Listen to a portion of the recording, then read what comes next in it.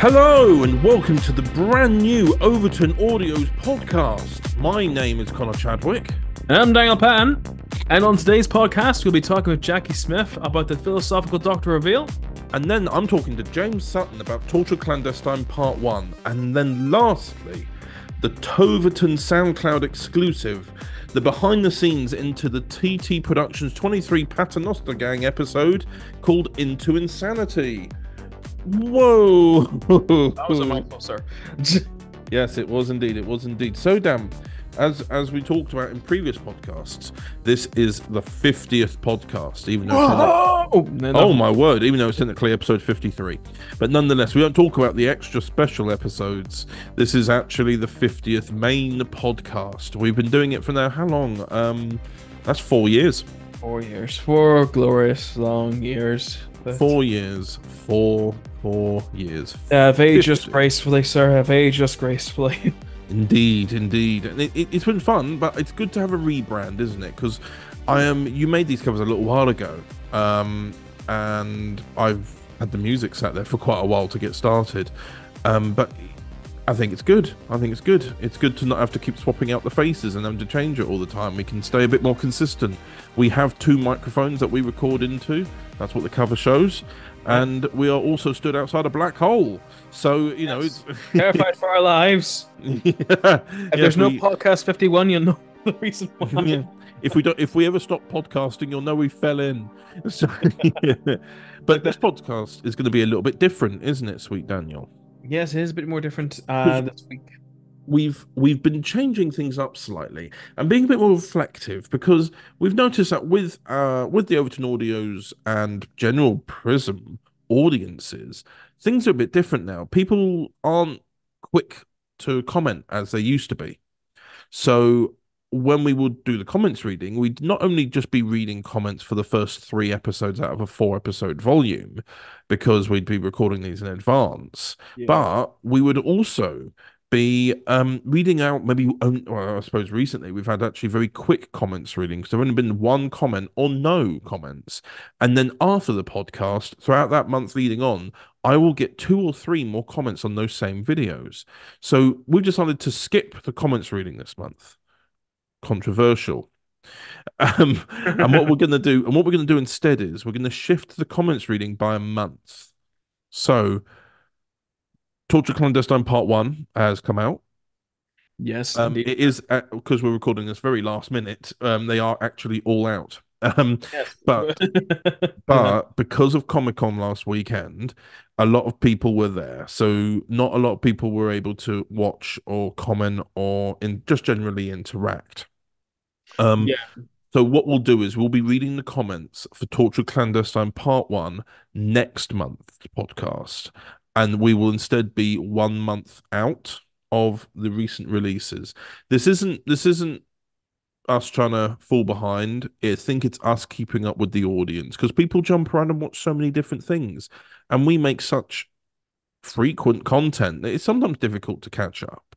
It is, yes, especially you, sir, especially you. Yes, indeed. And even Michael Cox, sorry to out you here, Michael, he's been writing some new First Doctor stories for me, but he has also found it difficult to catch up, and he has been catching up, for example, on the 13th Doctor adventures, and that came out in February. Yeah, I think it's just like in general Prism as well, because it's also the exterior stuff like Fractured Timeline that's been going on. We've had the philosophical reveal. We've also had the first 2 episodes of the series come out, so it's a lot It's a lot, mate. It's a lot. Yeah.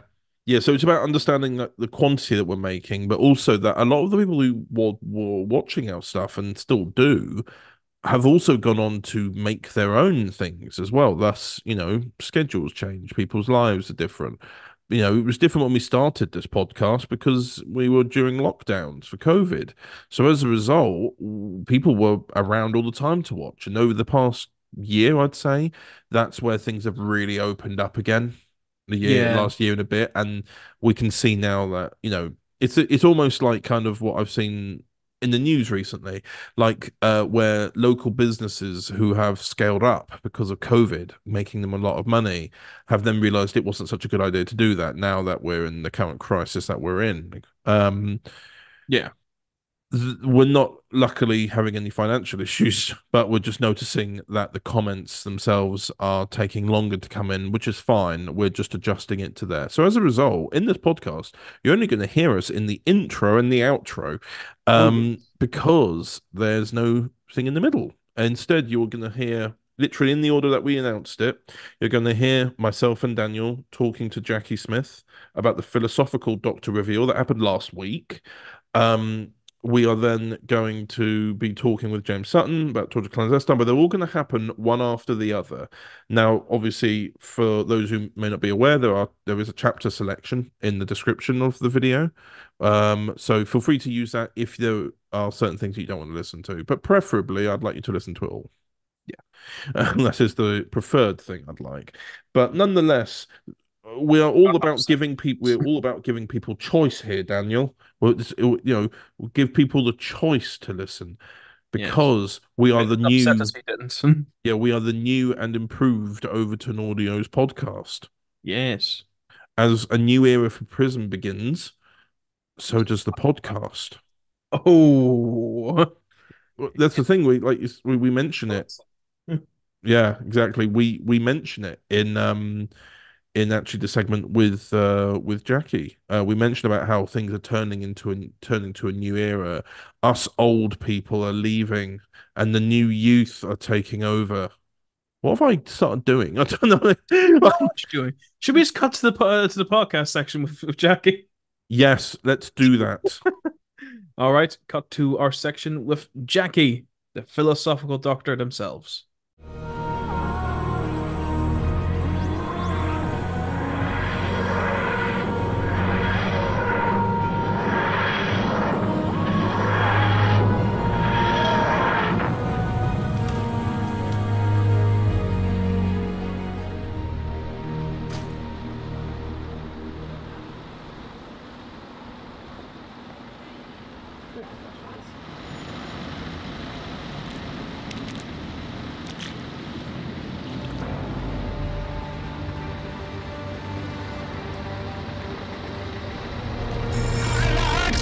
The Doctor is detected! The Doctor is surrounded! Inform High Command! We have the Doctor! Seek, locate, destroy, transmit, engage! Simple reversal of polarity. Child's play, really.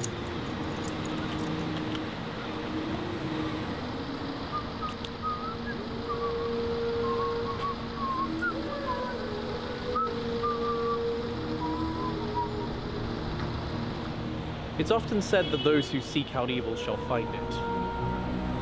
But in my old age, I'd like to believe that the same applies for those who seek out good. Just basic philosophy, really. Come on, old girl. Let's go seek out some good.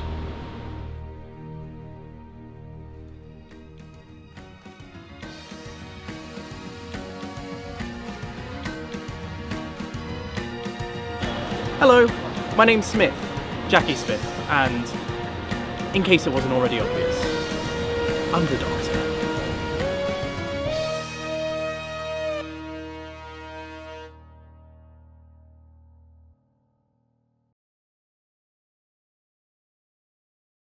And welcome back to the podcast. And I'm joined here by Daniel Patton Hello. and the philosophical doctor himself, Jackie Smith. Hello. Hello, everyone. How are you both? Well, I'm okay. How about yourself, Jackie? Uh, I I'm doing pretty well. I can't stop smiling, honestly, and it's been that way since I think the Thursday that we recorded the promo. It's been a mad couple of days, and I'm still kind of reeling from just the reaction of everything. Hmm. Yeah, You've had you've had quite the week, haven't you? I really have. Because we were initially going to reveal this, I think, earlier in the year. Let's see, what was it? December we initially wanted to do the casting announcement, and then we ended up, or at least Dan ended up deciding to delay it until we could meet in person to do a proper reveal. I'm just going through everything in my head. It's been quite a journey, and yeah. to reach this point to actually be on a podcast that I have like regularly just been a viewer, or in this case a listener to. It's an odd experience being on the other side of this. Yeah. See all the inner workings of the script and everything. But Yeah. let's go back to the beginning. It is September 2023. Daniel has made a nice little graphic, hopefully not marked up as AI by Instagram, saying that's an inside joke for those who are listening. But no, so you've made a graphic saying, "Do you want to be the next Doctor?" or something along those lines. Audition now. Yeah. Daniel Yeah. posts it. He puts a little, I think it was a Google Drive link or a WeTransfer thing or something like that. It was essentially it was like it was the whole slogan was who is next? The auditions are opened. And it was anyone who messaged me like PM'd me on in Instagram, I would send them a audition script. And do you want to shall we say how many people applied for that position? I've got a number in my head, but I can say, like, yeah, yeah, you might as well go ahead. About 30 people auditioned for the philosophical doctor in the end. Mm. And I had planned to keep the audition going until December, but in the first couple of days, I already had 30 people come in, and I was like, this is already too many. It's already too many. I Yeah. had to close early. I had to. The volume. I was expecting maybe 30 people over the course of a few months to come by. I did not expect 30 people out of the gate to be ready for this. And so maybe closing early was a mistake, but I feel like regardless, I got the best out of that. Well, that's the thing. You basically, even though you said December, a lot of people wanted to try and get in as early as possible. So that's exactly what happened. Um, it was quite, not, I wouldn't want to say shocking because you have got viewership in Fractured Timeline.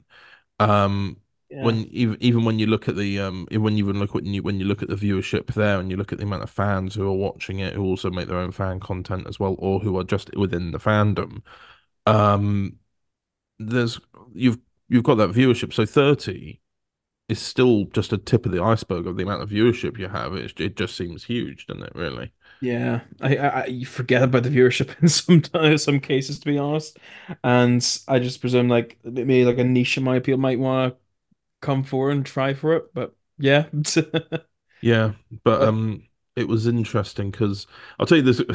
I learned a few years ago we were doing an auditioning process for something. For like you might remember it, Dan. It was oh god, I forgot the name of it. Was it it was Kinetic. Mhm. You know that one where you had to put like you got the whiteboard with And all the I made like the blood assets for that using a white. yeah, yeah, it was that film. We had a load of auditions for it, and I said, "Oh, I really like these particular characters." And the producer of the film, who's also an actor on the side, had also auditioned. But I thought we should try and like keep everyone like I don't know I wasn't quite sold on it myself, but I was a bit I was accidentally rude.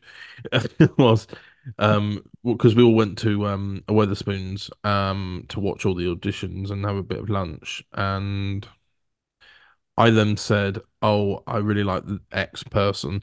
But some of the other auditions didn't really stand out to me. Oh, wow. And the producer was Yeah. sat right next to me, and I remember looking at him, and he just kind of went, mm. And I Hmm. was just like, "Oh wait, hang on, yeah, sorry, you're one of them." Yeah. Sorry. So it's one of those things as well where you want to be so delicate with auditions because you like as I learned, people obviously like much like Jackie put so much into it. Oh, So you, definitely. you, you want to be so respectful of the fact that they've even gone to the bother of it, but there can only be one person to get the role. And Exactly. that's what makes it so awkward. I think you had a bit of difficulty, didn't you? I really did. I think my main problem was everyone was really, really good, and I had a so I had to narrow it down Hmm. to the top five, and obviously Jackie was one of the top. It was in my top five. Yeah. Um, but I think I had you and Dominic G. Martin. Oh yeah, I was telling him all about it. Yeah, I had you two go through it as well. So you two were sort of like I liaised with you two a lot about like which Mm. pick. I mean, we all three of us like I think Jackie was the one we all three of us unanimously said yes for the top five. Well, yeah, because we were looking at it and it had got to a particular point where we'd narrowed it down to I think two or three. Yeah. And I remember I was in a lovely little place called Maidenhead in a Costa coffee with Dom. Because we also, for those listening, we actually work together. We're also colleagues at work as well.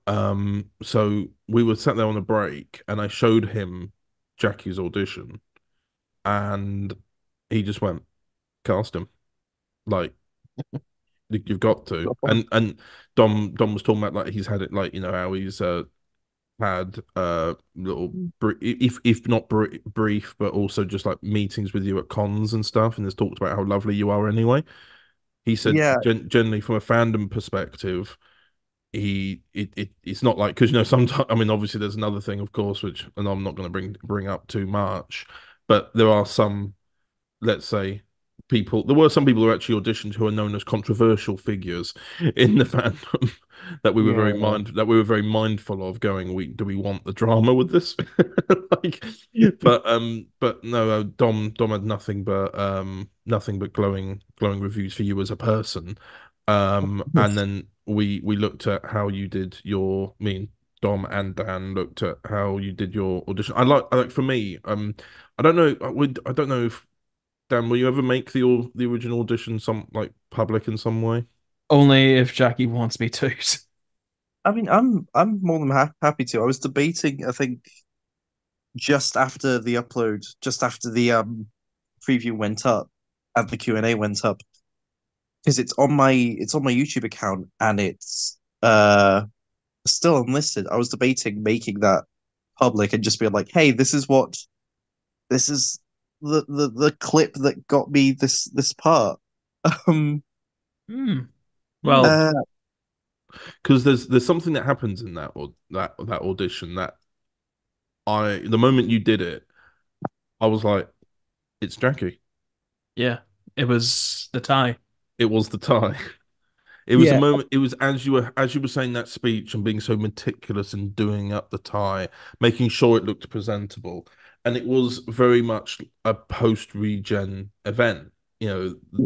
A doctor finding who they are now, looking at the like this doctor had such a kind of elegance that you were doing and like precision, and yet at the very end just throws it off and throws it to the ground and goes, "Oh well," and I Yeah. was just like, "That's it." yeah, that's I think that was one of the first things that kind of came to me when I was picturing the script. Um because from what I'd read of it, the initial pitch for philosophical was a much more, I'd say, a darker version, a darker iteration than the incarnation that we're going to eventually meet come the end of Fractured Timeline. There was someone who was much more doubtful, clearly trying to find themselves, not sure what the Doctor actually was. And as I was going through, okay, how am I going to sort of plot this in my head? What is this going to look like visually? Because although I was aware it was an audio Doctor, naturally this clip had to be sort of audio and visual, so I wanted to kind of plot how this Doctor would move, how this Doctor would talk. And so it made sense that they'd be doing this monologue as they were kind of putting themselves together. And then I will admit, the tie thing, just the pulling it off, I think I ad-libbed the final line for it, because the final line in the script is, it's time I made less mistakes. It was time I was the Doctor again. That's the final line in the script. And as I'm doing it, I'm naturally looking at my reflection. I think I even had a mirror in front of me, like behind the camera as I was doing it. Mm. And then the natural instinct, the kind of the idea came of just pulling off the tie that I just spent the entire scene like trying to knot and then re-knot to make it look neat. Like you said, to bring out this kind of elegant precision. I even had this beautiful black duster to go with it, which I need to wear. I will get into the costume in a little bit, but it was just adding in that little spark of aggression, that little bit of bitterness and doubt as this version of the Doctor just grunts out, "Time I was the Doctor again, whoever that is," and then throwing the tie down.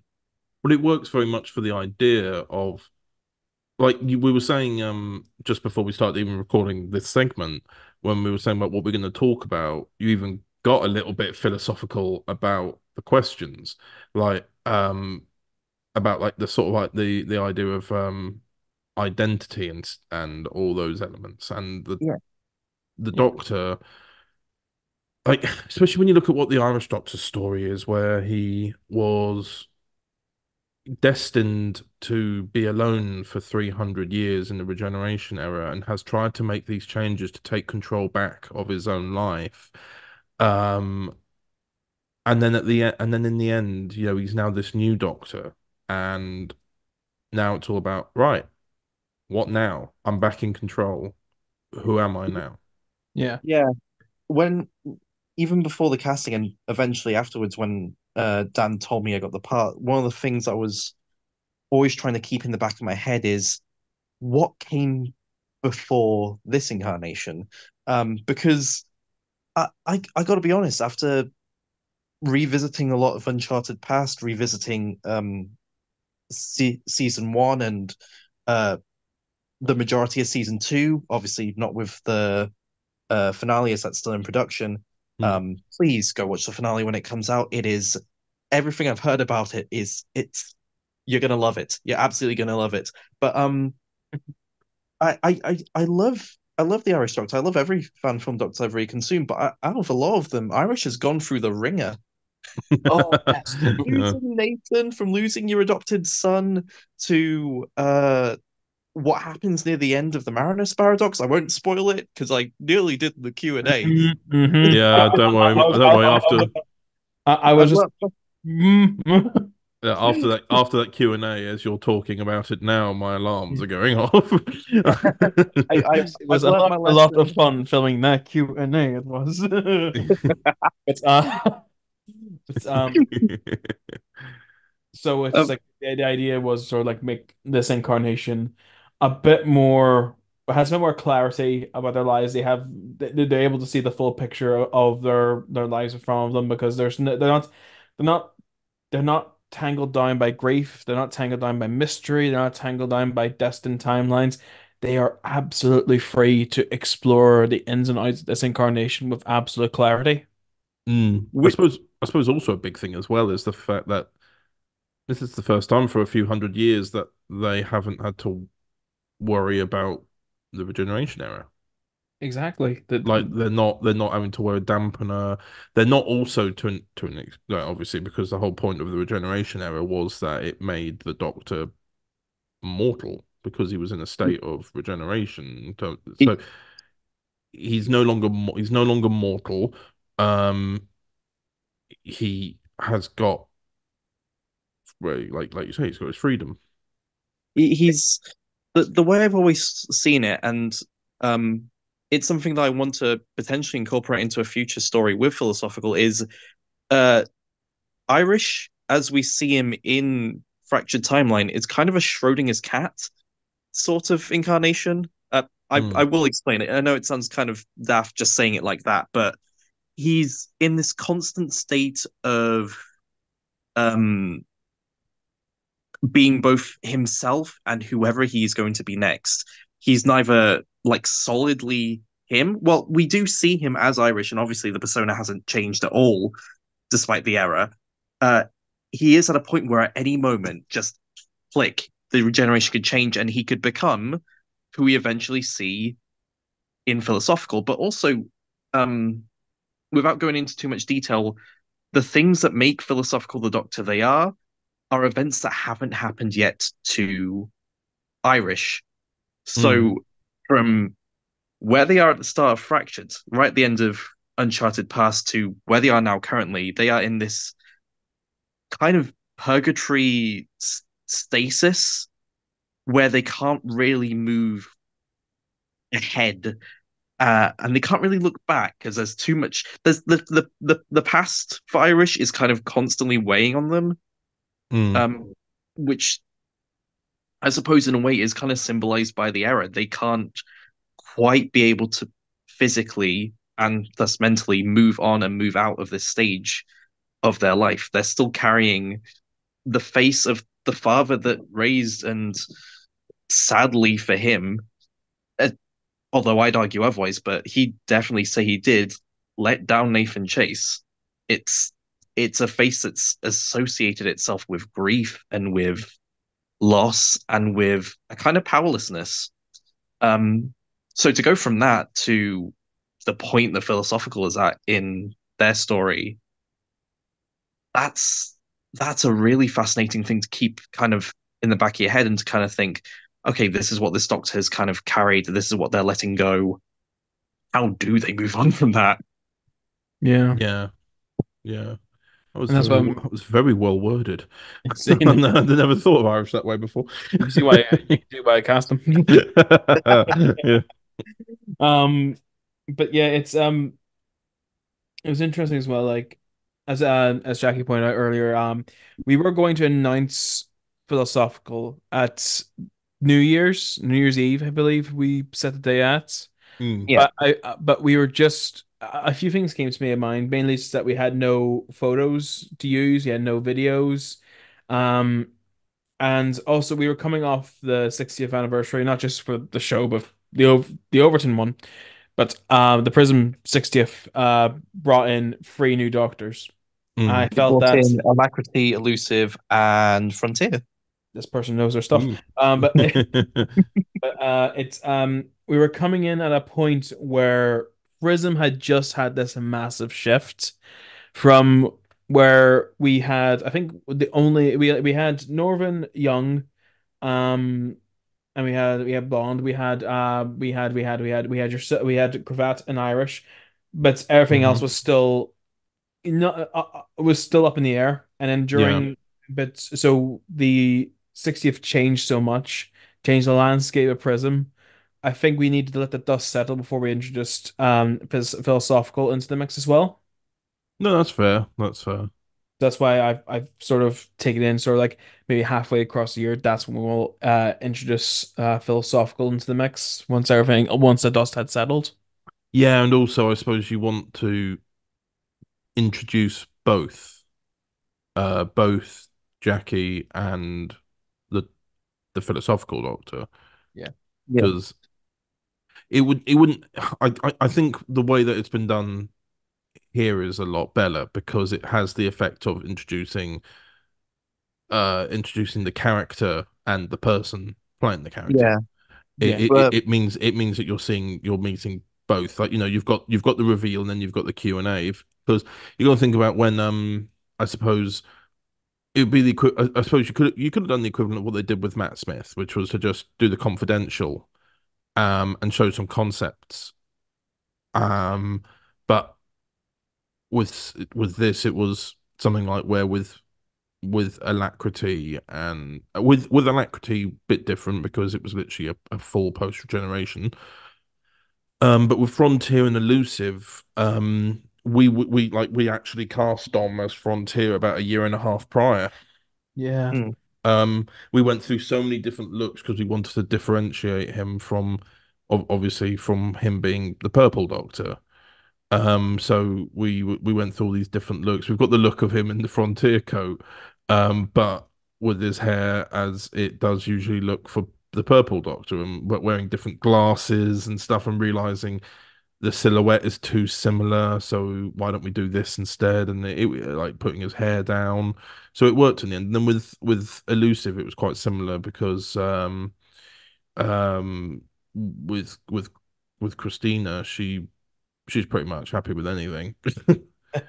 Like she'll like I just said, because we did some filming for something called Waterside many years ago, and she was in that.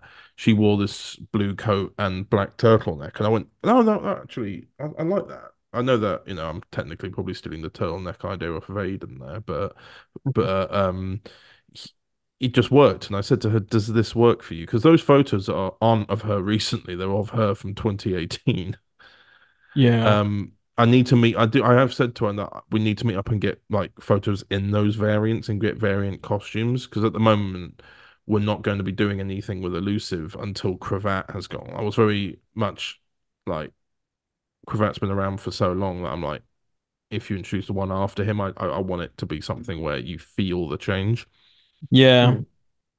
And that's the sort of same thing we're doing philosophical. Like we've introduced philosophical now, just sort of get the hype going, and we've introduced like the new logo. Mm. We've introduced the new TARDIS, which will come in the finale, but it's because we want to bring in our successors in this in a more linear fashion, rather than have their adventures go alongside the current Doctor that's going to happen in more linear fashion.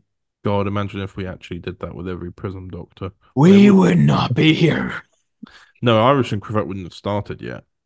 Yeah, it would be madness. Yeah. It'd be mad. I'm just Oh, imagining the scheduling now. The workload and the editing alone sounds like a hellscape.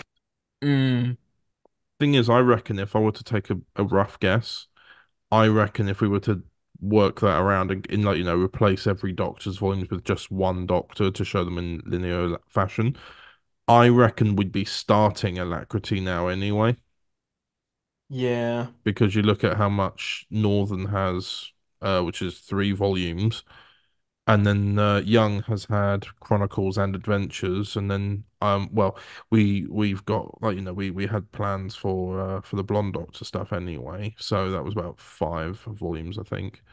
So it would have worked out really by now. Yeah.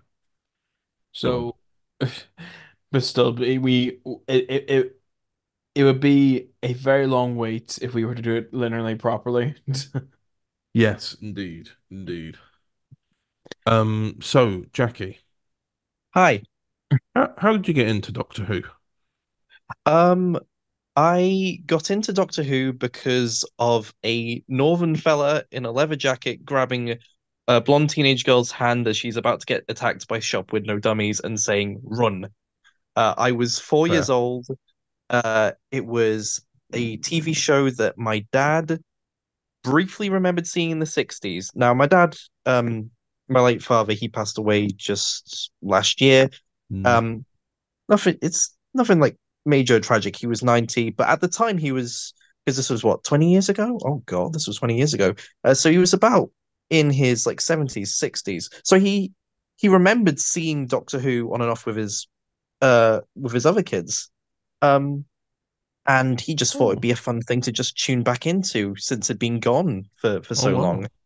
And because uh as an only child, most of my childhood was spent sat in front of the telly watching all black and white films, watching war movies, watching Laurel and Hardy kind of Cary Grant comedies.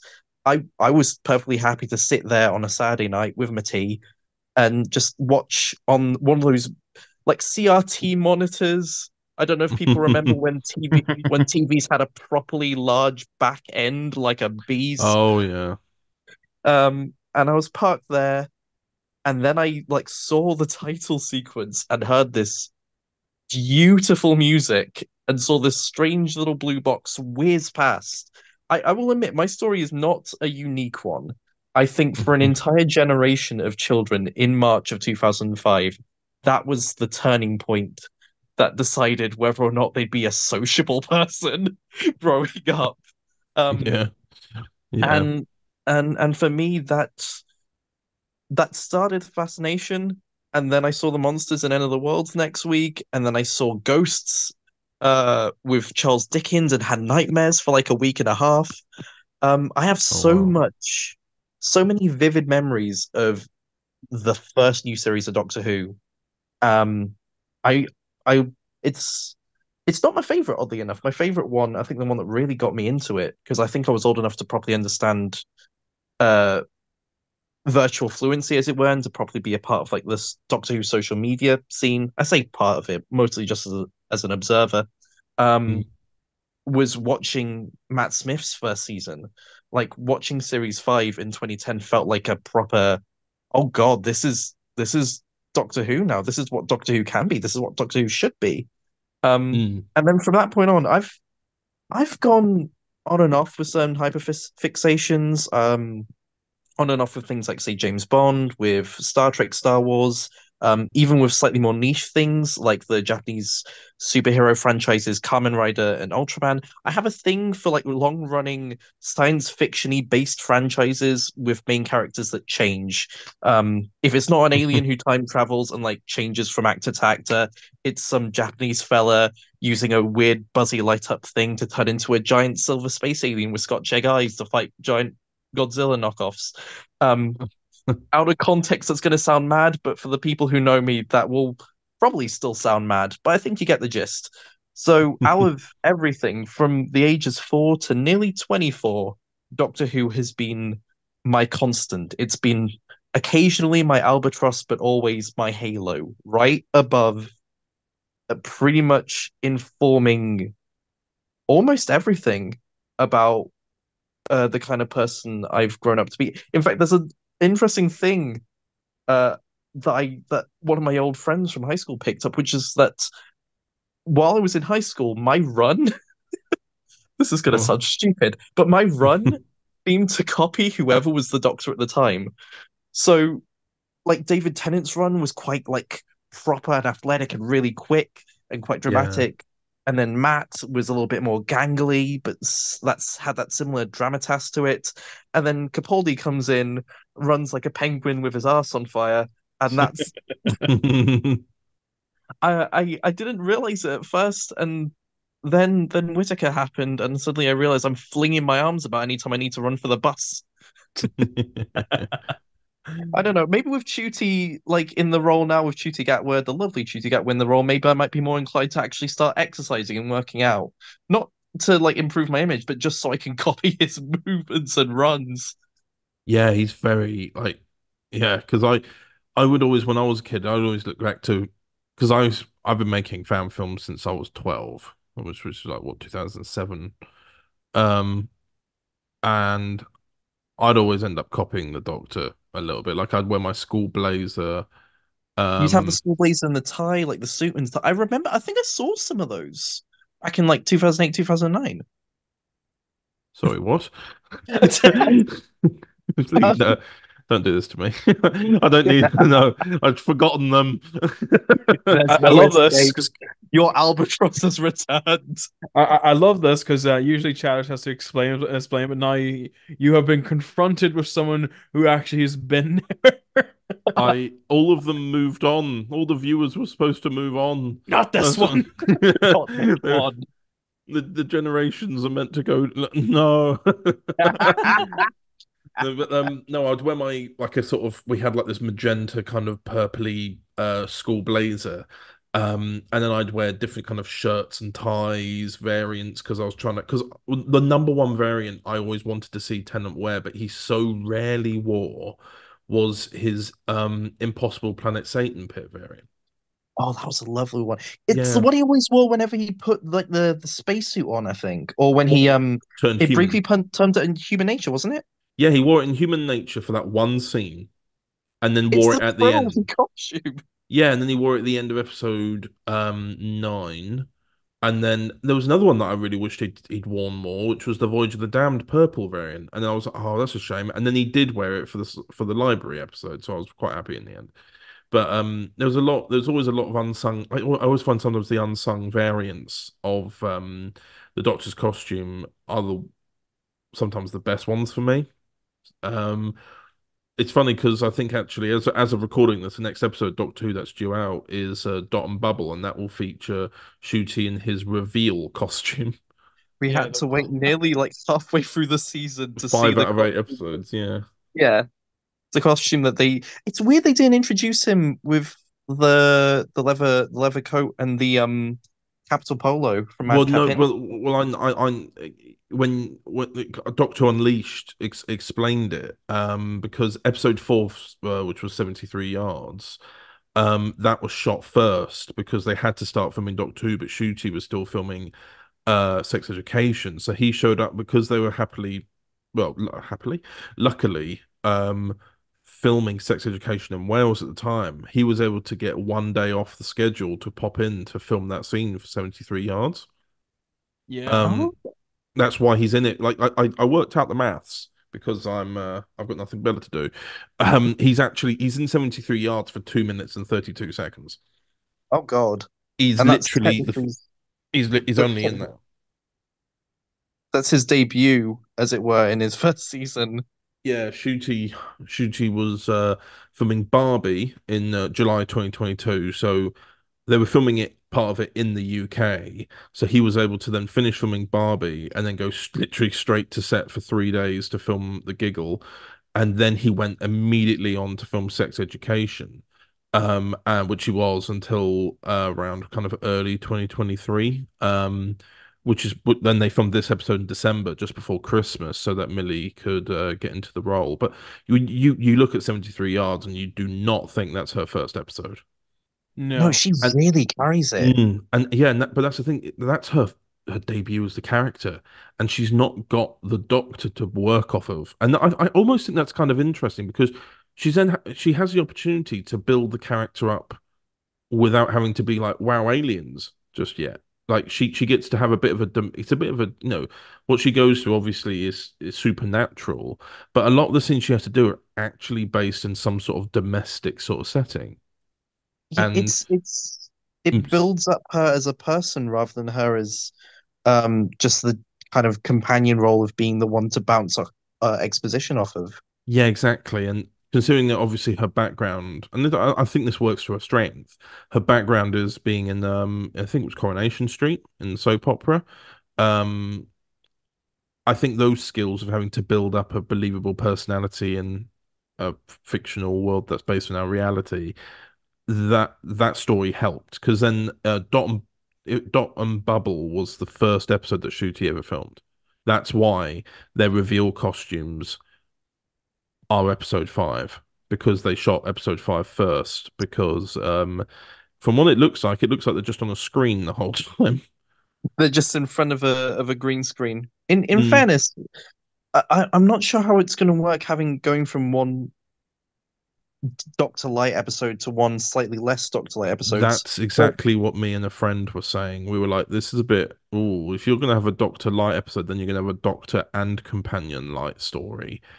This begins to not feel like Who, just it a tad." feels it almost I think the cynical viewer in me can't help but feel like it suggests a lack of confidence in your like leads that you'd have two stories where your titular character, your like the face of your brand isn't that prominent. No, Um, I feel as well that again I've got no proof for this, but like I feel like they've shifted around the actual order of the episodes because Devil's Cord mentions that Ruby is from June 2024. So everyone's like, oh, so 6 months have gone by. But then in 73 yards, when she's dropped off in 2024 and then left alone, it's still snowing. It's still cold weather. So it's still like Christmas, yeah. so And she says, I've not been with the doctor that long. And I'm like, nearly a year.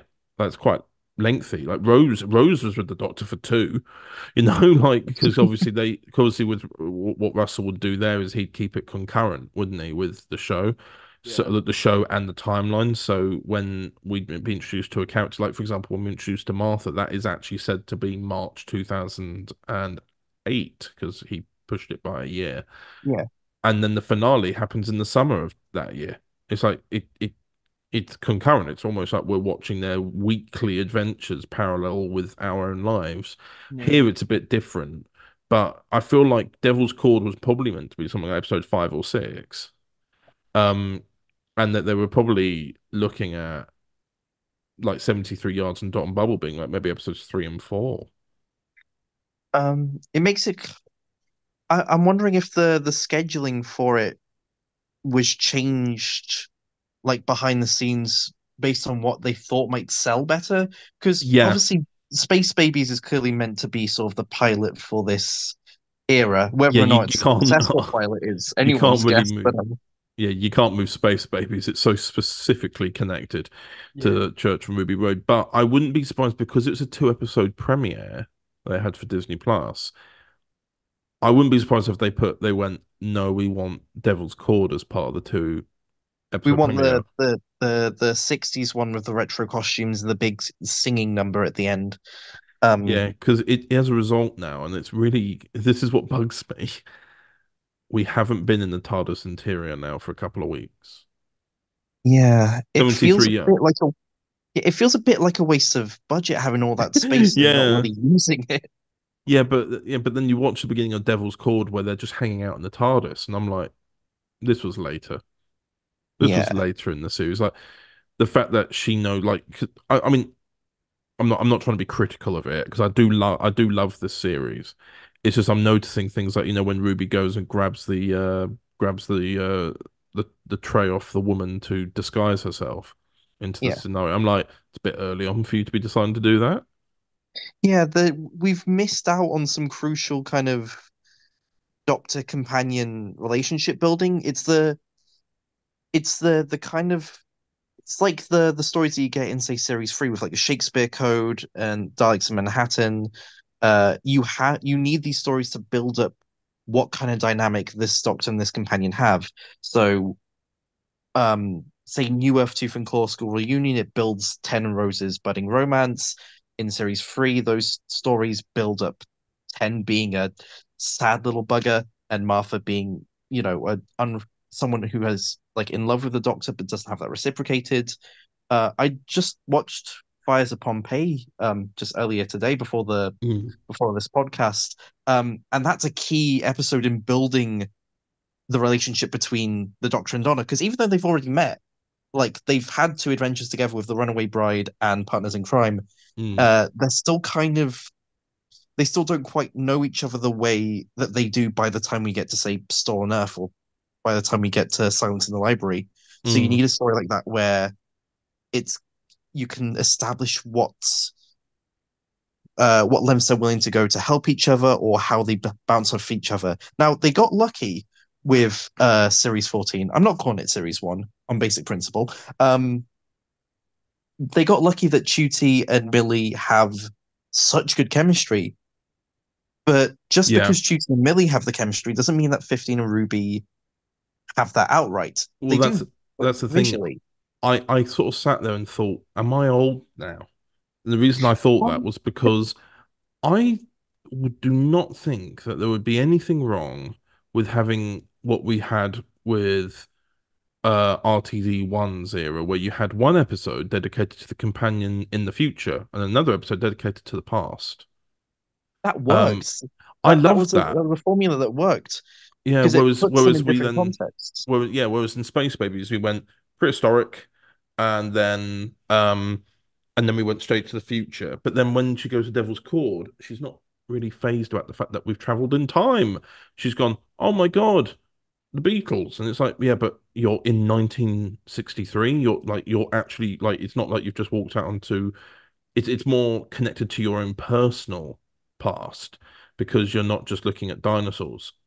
You're You know, you're looking at something that's part of your culture, like still part of modern culture even now. yeah, I remember, I think a couple of tweets I've read suggesting that Boom might have been what was initially penned as episode 2. I know that Moffat wanted it to be the season opener, oh wow. but but it with the way that Ruby responds to seeing her first alien planet, that feels like Rose's moment looking out the window of uh was is it Platform One? Yeah, Platform One. In the End of the World, or Martha reacting to New Earth. It feels like a big. This is a normal person entering the wider universe. Admittedly, it's done, quite quickly and quite snappily because of the nature of that scenario of, the Doctor standing on a landmine at the time. But that's the thing, But because obviously it's her first planet as well, and you're like, hang on, but you've been traveling together for 6 months. Where have you been going? have you just been seeing beaches? Have you just been like Yeah. um sightseeing across Earth in a spaceship that can go theoretically anywhere? Yeah, because I wasn't sure if they were trying to do a Clara with it, that she just kind of took a break or something whilst, like, sorting out family stuff. But I don't really, I don't think it'll ever be explained either. Yeah. But one thing that is always like, I always see the difference between what Russell's going for is that shot, where at the end of the world, where Rose is staring at all the rocks of Earth in just complete shock and wonder, and in the distance you've got Nine stood in the doorway just watching her, kind of in awe of her reaction to it. And like, Yeah, I always love that shot. I think I think it speaks volumes about the characters.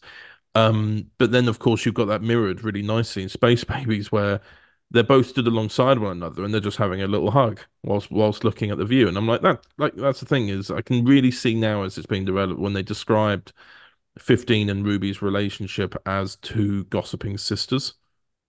yeah. That's Like when I'm mm, glad that we have that specific kind of dynamic as opposed to a romantic one. Because it yeah. really plays well to Chuti and to Millie's distinct kind of chemistry. Yeah, and a lot of people took issue with the fact that 15 says babes, but the moment that in Boom, Ruby called him babes as well, I was like, you know exactly what their dynamic is. They both call Yeah, each other babes. He called her babes when she was on the ladder, and he's talking too much because he's on a landmine, and she's like, "Shut up, babes." Like, Yeah. but they've got that kind of they are, in a way, they're both kind of like, they are like sisters. You know yeah, what I mean? the And the two BFFs that you always see in school who are like never ever seen apart. They're practically glued by and like sewn together by invisible thread. Like mm, teachers have to pry them apart with crowbars during PE. yeah, like it's one of those friendships where if they were at school together, the one of them would look at the other and they just burst out laughing, across the Yeah, classroom. It's that Um, sort of dynamic. they communicate exclusively in like facial expressions. Yeah. Oh yeah. I'd also like just to add, I think we're a bit off topic now. I'm so sorry, so sorry. I no, I love this. I love it. I just like it's like we start a conversation about like how we got on Doctor Who, and just what happens? We talk about Doctor Who. Exactly, exactly. But yeah, I think yeah. So I have okay, then big questions then. Big difficult questions for Daniel. Okay. Daniel wants difficult questions, he'll have them. Oh no. When are you Okay. gonna start when are you and Jackie gonna start making these? Oh, well, I'm already start scripting the first episode for Philosophical. It's all gonna be audio based, so we could, if we wanted to, make them in advance and get them ready very quickly after the Mm, first time the finale comes out. There's not that gap in between releases. yeah. But I mean, like at the moment we're planning the first series, Yes, and because it's not going to be what you might call the traditional Overton Audio's way of volumes. It's going to still be a series. yeah, it's gonna be at the moment I've got the first series penned for 10 episodes. And You make that in advance. Yeah. yeah. Um I think I'm writing like 5 or 6 of them. And I've got Jackie said that they're writing one of them as well. Is that correct? Yeah. I have alongside a friend of mine from high school who uh, she and I have actually had experience writing what could have been my first fan film. It was a really bad like Doctor Who meets zombies like style. Uh Mm. fan film called Time of the Dead. I need to send you the script at some point. It's not great, but How there's someone who matches my pro style pretty well. Um, and the one that I have in mind, at least the story that I have in mind, is something a little bit more comedic, just something to fit in between the slightly more serious and heavier stories that we're going to have. Not to say that Phil's going through like that much of the ringer that Irish is, but there is a very clear reason, as we'll soon find out, why Philosophical has the moniker that they have. Hmm. precisely? It's there's gonna be a couple of more darker episodes. It's very um the series Capaldi, being very serialized with a very prominent storyline going through it. So I think the story Jackie is Hmm. proposing, having a bit more of a comedic side episode where it breaks up the tension, is what we desperately need. Yes, yes. And also, speaking of, well, I know that we've just been talking about the new series of Who, but speaking of those funny little deals that go on between Disney Plus and Bad Wolf Studios, Dan, we've been having our own kind of discussions about that, haven't we? Yeah, because we're basically discussing because post Fractured Timeline, there's a lot of people asking me what the Fractured Timeline channel is gonna happen with what's gonna happen with the channel because Mm, if I'm not making the fan film series anymore, what's going to actually happen with it? Well, we're still going to having the audios, but of course Overton Audios makes the audios, so how's that oh, going to work? So me and chatters have had the discussion that the philosophical Doctor Adventures and anything relating to Doctor Wise stuff um will come out on Fractured Timeline first, hmm. and then Overton Audios somewhere down the lane wherever it fits chatters humongous schedule. Yeah. No, it was a case of I always try to use the Overton Audio's YouTube channel as a hub kind of thing anyway, but obviously understanding the fact that this is something that both of you are largely working on, and that whilst I'm privy to stuff that's going on continuity wise, I'm aware that you two, it's very much both of yours production and baby. So it just made sense because like it's like in the same way, Dan, that when with Uncharted Past and Dark Universe,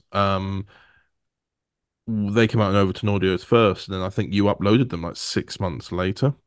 I still don't think I've ever uploaded Dark Universe to Fresh Timeline. Oh, well, get started. I plan But to. like, There is but a like, plan for yes, but like the option is always there. Like, I'm not going to stop you, but like, it we're just doing that in reverse. Is basically it because Dark Universe was very much that was originated with me originally, wasn't it? Yeah, Because that, that was you saw Uncharted Past, and then a gap of where Irish was suffering but unseen suffering. And but it was after we made the Federation War episode where Irish is by himself, but having lost Nathan. That's why I kind of started thinking, oh, we could do a volume where just things get worse and worse for him all the time. why? Why did you have to do this to because this man him? likes to see me suffer. It's because it's all linking into the build up of his character. It's him just after the regeneration era.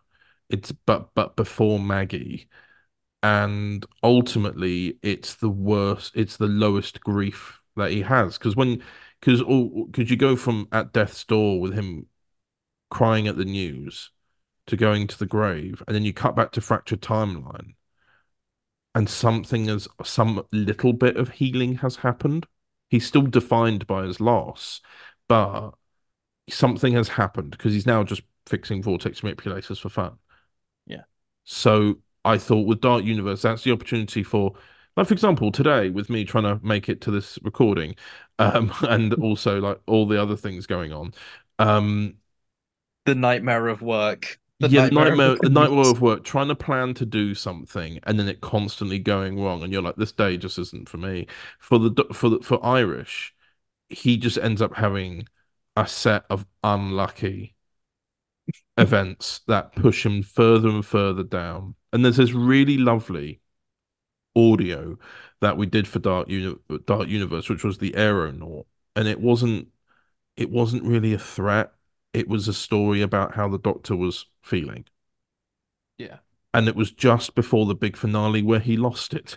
So it was kind of one of those things where you finally get to see how he's actually feeling. And then he goes down that sort of, he almost, I mean, because obviously, Dan, you've always cited 12 as one of your, like one of your favorite Doctors and inspirations for how you do Irish. Yeah. We almost kind of gave you your hybrid moment Hmm. there. Yeah. Yeah, like the way that he went off the rails in Hellbent. This is kind of what Irish does here, because we gave you a female Irish companion to echo Fiona, Yeah. and that's why it triggers Irish so much, is because it's history repeating itself, Yeah. and ultimately I think it makes them stronger. And then we have that series end literally with the beginning of Fractured Timeline, so it goes to show really like it connects everything together. Precisely. um I think the big cool question is now, I think we should ask Jackie is, who are your inspirations? Because I think you've mentioned in the Q&A, but I think it's potentially bring we here a little bit because you mentioned Capaldi is mine. Who are yours? Um, in terms of philosophical, I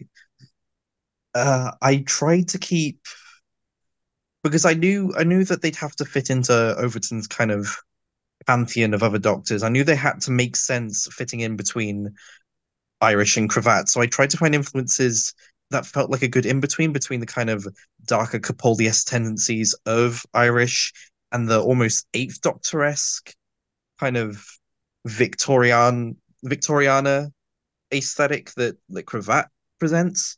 So I looked mostly as a classic fan to the 80s. Um, there's a lot of Davison. There is a lot of Davison in philosophical, just in terms of well, obviously the silhouette with the long coat, and especially with my lovely little pork pie hat. They won't wear the hat too much. Uh, I say they won't wear it too much. It's audio. You're not going to see it anyway. But just in terms of like the silhouette, almost in the voice as well. I feel like I there's a little bit of Davison there. It's kind Mm. of English RP, obviously with my lisp and my general kind of flamboyance. There's not quite as much hamminess as there is in Colin Baker, but there's definitely more of the more because I wanted him to feel like an older incarnation. So I looked to the Evelyn Smythe era of Colin Baker in Big Finish, where he's still got that pomp and circumstance and that drive to be this passionate champion of justice, but at the same time he's reined it in. He's a little bit more calmer and restrained and less boisterous. Mm. I also wanted to lean into some of the more playful aspects that you see in season 24 Sylvester McCoy before he becomes this darker Machiavellian maestro. I know people love seeing the Seventh Doctor as a darker, more manipulative figure, but for me, just knowing, I mean, obviously I haven't met him yet, but knowing that Sylvester McCoy has a history in comedy, physical comedy in particular, and knowing that he wanted to make a more Buster Keaton-esque incarnation who's had some strong Troughton influences, um, seeing his Seven as a kind of champion of good, but also someone who's quite clownish and a little bit buffoonish, but also still quite smart. I keep thinking of the audition he did with Janet Fielding, where she's playing a knockoff Space Margaret Thatcher, and Janet Fielding's character in the audition calls him a clown. I know what you are. You're a clown. You're a clown crying over spilt milk. And then McCoy immediately, in this baggy suit jacket with the loose hat and tie and the Panama hat, which I'm fairly certain got him his audition, he immediately responds to the comment about crying over spilt milk with "and spilt blood." I think the real Mm. clowns are the ones in uniform. That that is to me, if you wanted to pick out a quote or like one of many quotes that for me the apex of what philosophical is. It is, I think the real clowns are the ones in uniform. It is someone who is very morally set in what they believe in and has absolutely no time for those who are willing to waste precious people's lives on ideologies that are going to ultimately end in more chaos and more bloodshed. So I wanted to kind of hearken to the 80s idea of the Doctor without going into too much of the excess. I think, maybe 1 to 5 minutes away from putting philosophical in a question mark collared shirt that I actually had, given them the question mark umbrella, before ultimately deciding on like the gingham check shirt that they ultimately debuted in. Maybe down the line they'll get their question marks, but that's I'll leave the costume for a later rant. But yeah, in terms of influences, it's 5, 6, 7, and again, I think for me, just because of my own sort of, you have to put a lot of yourself in the Doctor. If you don't keep it natural, if you don't put that little bit of your natural weirdness in, it feels too much like a performance. It's what makes Tom Baker work. It's what makes David Tennant work. It's what makes Daniel's Doctor work, because a lot of the grief and a lot of the anger and a lot of the passion and the more calmer sort of focused moments, I can tell those come from experiences that Dan has had, that he's channeling those. So for me, because I'm a naturally kind of fidgety, quite rambly person, as you can probably tell, I've got a little bit of Matt Smith in me, and I've got a little bit of Troughton, and maybe I think just because philosophical feels like a quite pretentious figure, they feel quite well spoken, a little bit. I describe them as being an English lit professor on a bender, I think, to some of my friends. They've got some of that Hartnell, especially with the lapel holding and the kind of head held high. They've got a level of confidence that I'm still trying to find, but they have in spades, mostly due to the clarity, which again, I'm still trying to find myself.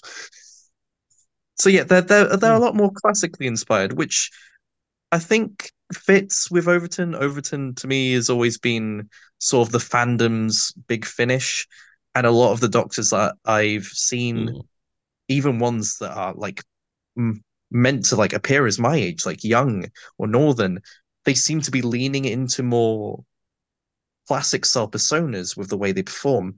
Although I mean, obviously Northern has a little bit of Eccleston in him, but ones like Blonde are very clearly Eighth Doctor, Paul McGann inspired. I say the blonde, I mean blonde in Overton Audio is not the blonde in What Fourth Wall or the blonde in Instability Productions. Dear God, George Gidra has a lot of Doctors, doesn't he? Yeah. I was surprised in audition. Did he audition for Philosophical? As a joke, he did, yeah. Yeah. I think we watched the audition, didn't we? Yeah. He was I like think he was talking to himself, wasn't he? He played Yeah, two two characters in it. yeah, he played I it. thought to see that. He basically just made fun of the entire thing because like he's like you couldn't even get someone to film this sketch, couldn't you? Couldn't you? You're so egotistical. I have to release that at some point. I think what I'd love to do, even if it's not specifically as Phil, is do like a 5 Doctor style multi-Doctor story, but it's just George Gidra playing 4 versions of Blonde. I mean just that was film planned. That was planned at one point. So that an April Fool's joke? No, it was going to be a serious episode. It was going to be a Cravat Doctor story in one of his volumes where he just meets 4 blonde doctors, and you'd be like, "What the hell?" I want to see that. I want to hear that. I think there's 3. I think there's 3 that currently exist anyway. Which is obviously Prism Blonde. There's What Fourth Wall Blonde, and then there's that Divergent story we did that Aidan wrote, where he turned the Blonde Doctor into a Dalek. Yeah. Jesus. He gets around. Yeah, Yeah. does indeed. I've entirely tangented the bloody conversation again, but yeah, the Philosophical is a very classic inspired Doctor. mainly leaning into the 80s with a little hints of the early 60s. They're quite a traditional Doctor in many respects. At least they are when we first meet them. Whether or not they remain as that as their journey goes on remains to be seen. Obviously, we know they turn into Cravat, but what happens in between? That's for myself and Dan to kind of fill in. So that's quite Yeah. exciting to see. Well, that's what's kind of weird. This is what I was talking to Dan about. That's what's weird is for Dan, Dan's looking at it as, oh my God, this is beyond me. And I've only ever thought about what my the story for Irish is. And I'm like, you think that's weird? Philosophical's directly before Cravat. Yeah. There's always been a gap between us for like 5, 6 years. Yeah. There's always been a little gap where we're like, something's happened there. Hi, I'm something. Yeah. But that's the thing. That's the thing. We've always thought of, like, oh yeah, things happen there, but we're not too sure. But we're leaving it kind of obviously a bit open, but there's a little bit of a gap there. And now we're here going, oh my goodness. Oh yeah. We have Now to we have to put that figure out story what, down. yeah, we have to figure out what happened now. And we shall soon. Ooh. Mm, But like, indeed. yeah, this is the first time that like so the only Doctor sort of remains a mystery is obviously Lost. Yeah. But at the moment we have like a complete timeline. That's the thing, like it'll end up being 10 doctors. Yeah. Blimey. 10.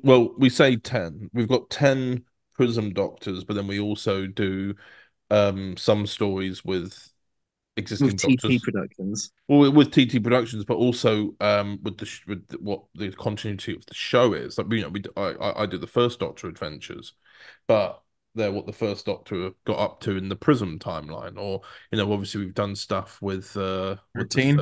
13 as well. There's been a 10th Doctor Transcending Time that we're remastering as well. There's been like we've got those other things, but that would technically take us like too many, and they're so Yeah. rare enough that we can go, yeah, that's nice. Anyway, we're looking at these 10 here. So yeah. Yeah, so it's sort of like at the moment, like our stances, we're the 10. Mm.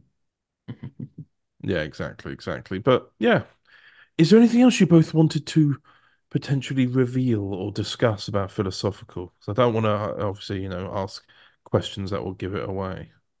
Well, at the moment, it's still early days, I'd say. I mean, we've basically got, I'd say we have philosophical down at the moment. So like character-wise, what we want to do. I think the next thing we're looking to do is cast the companion. Oh, So that's the next big thing. We can't really reveal much at the moment, but that's the next thing. oh my word. How are you, Jackie? Do you want to say anything? Oh Can I God, just say, spoilers. I'm not doing the Tom Holland thing. I've learnt my lesson. No spoilers, I promise. But can I just say, coming between an Irish doctor clad mostly in green and a cravat doctor wearing a cravat, I have had a nightmare trying to like costume someone who calls themselves a philosophical doctor. Because I've it's because you told me that I got cast. You told me I got cast late October, and then it's been about 6 months to then. It's been half a year. I've spent. I don't know if you might have seen it if you follow me on Instagram. In case you don't, I need to check Instagram now to make sure I've got the right username. Jackie.not.john. So Jackie, not John, because it's Jackie, not John, obviously. In case you were curious, my birth name's John. My full name's John Smith. I could have been credited as John Smith here and made a hell of a joke out of that in joke, but I chose not to, mostly out of spite. But back to the point at hand, I I have spent nearly half a year running through my entire wardrobe trying to figure out what the hell this kid wears. And I Yeah. kept because obviously I'm a bit of a clothes horse, not quite as much as our fellow Prism Doctor Dom, but okay, also another thing, entirely side thing, slightly mad that one of my favorite Doctor Who content creators was part of the committee that chose me for this role. Dan, not hi Dan, Dom, if you're listening to this, thank you so much. I love you. But I remember I was like sending photos to Daniel and to Dom of different outfits I'd thrown together. There was one with a brown leather biker jacket and a Ben Sherman. There was one with this beautiful like purple check coat that was very nearly the costume I wore. And then eventually we came to the blue tweed, to the more kind of traditional ensemble of a tweed coat with a button down, loose trousers, high waisted navy trousers rolled up at the bottom, and the best pair of boots any doctor can wear, those brilliant Doc Martin combats with the rainbow laces that have effectively become the trademark now without really trying. Yeah, I think They there's like weren't a last minute addition you added, and I think they've become your trademark. Yeah, it was very nearly just going to be a pair of black chukka boots with purple laces, just to reference again one of my like all-time favorite um fan film doctors. But because we were filming in the West Midlands in the rain, I needed something that was a little bit more um Heavy duty. weatherproof. Yeah. So it's also where the hat and the brolly came in, because I just needed something that just worked. And I thought, okay, maybe the weather will clear up and then I can just put these to the side and be done with it. But I put the rainbow lace boots on. I don't even think I added the laces in. I think they were already in there as just like a little thing that I liked wearing just in my personal life.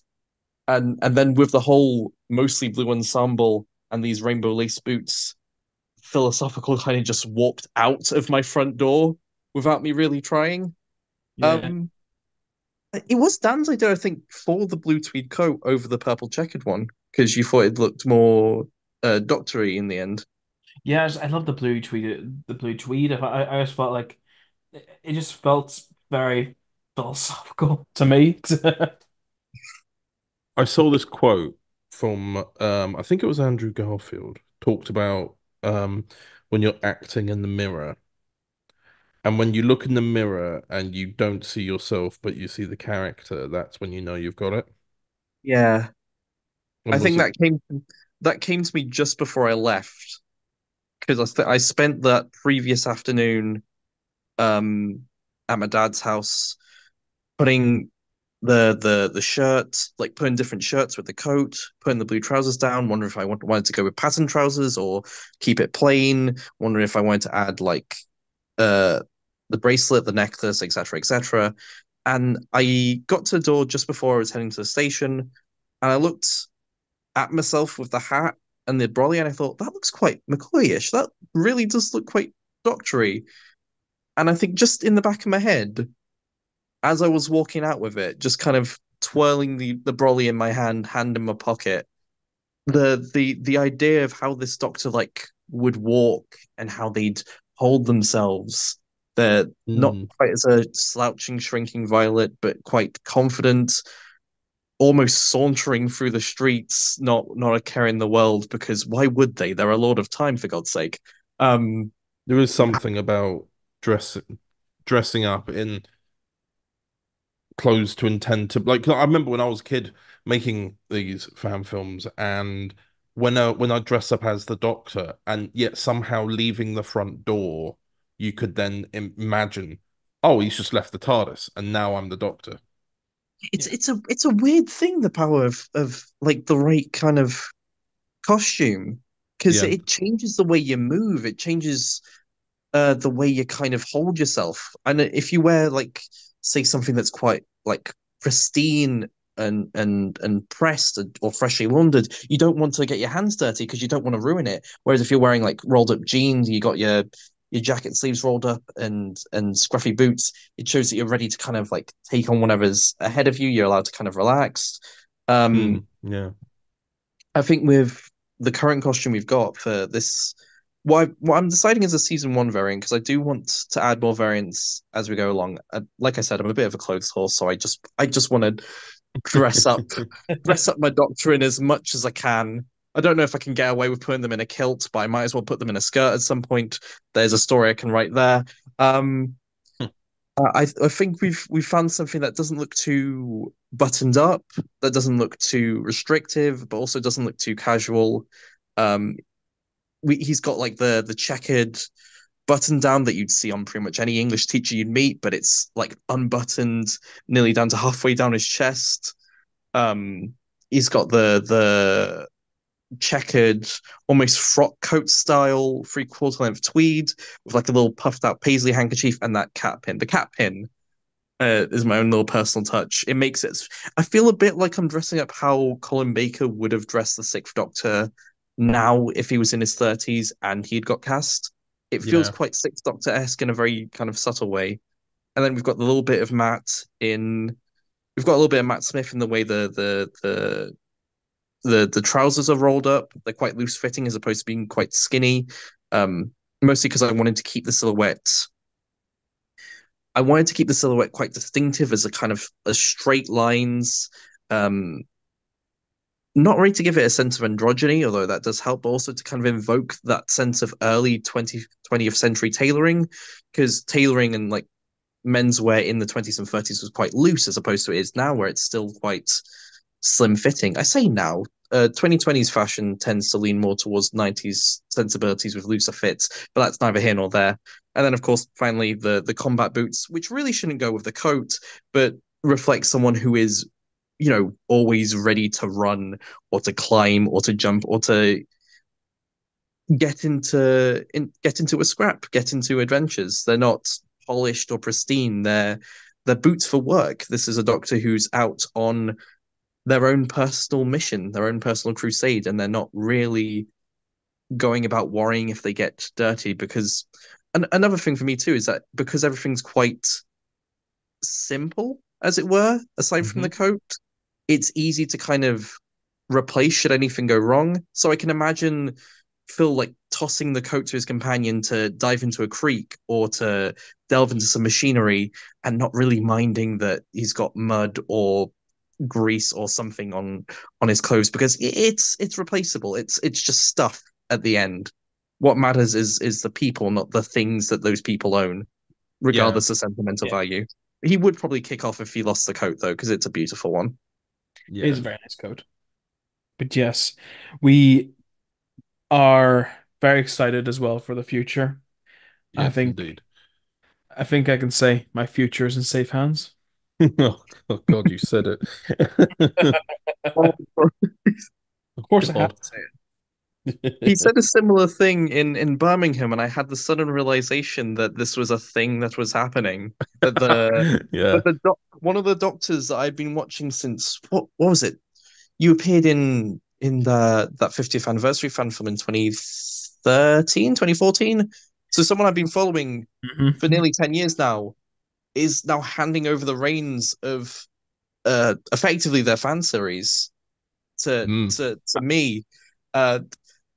It's an odd feeling going from viewer to creative, and I'm fairly certain if 13-year-old Jackie could see me now, they'd be screeching like a banshee. I handed you the keys of pride, and you have still to return them. Literally, I gave him. I gave Jackie a key to use, Oh. but it was an actual key that I use. Oh. But I forgot to get back off Jackie.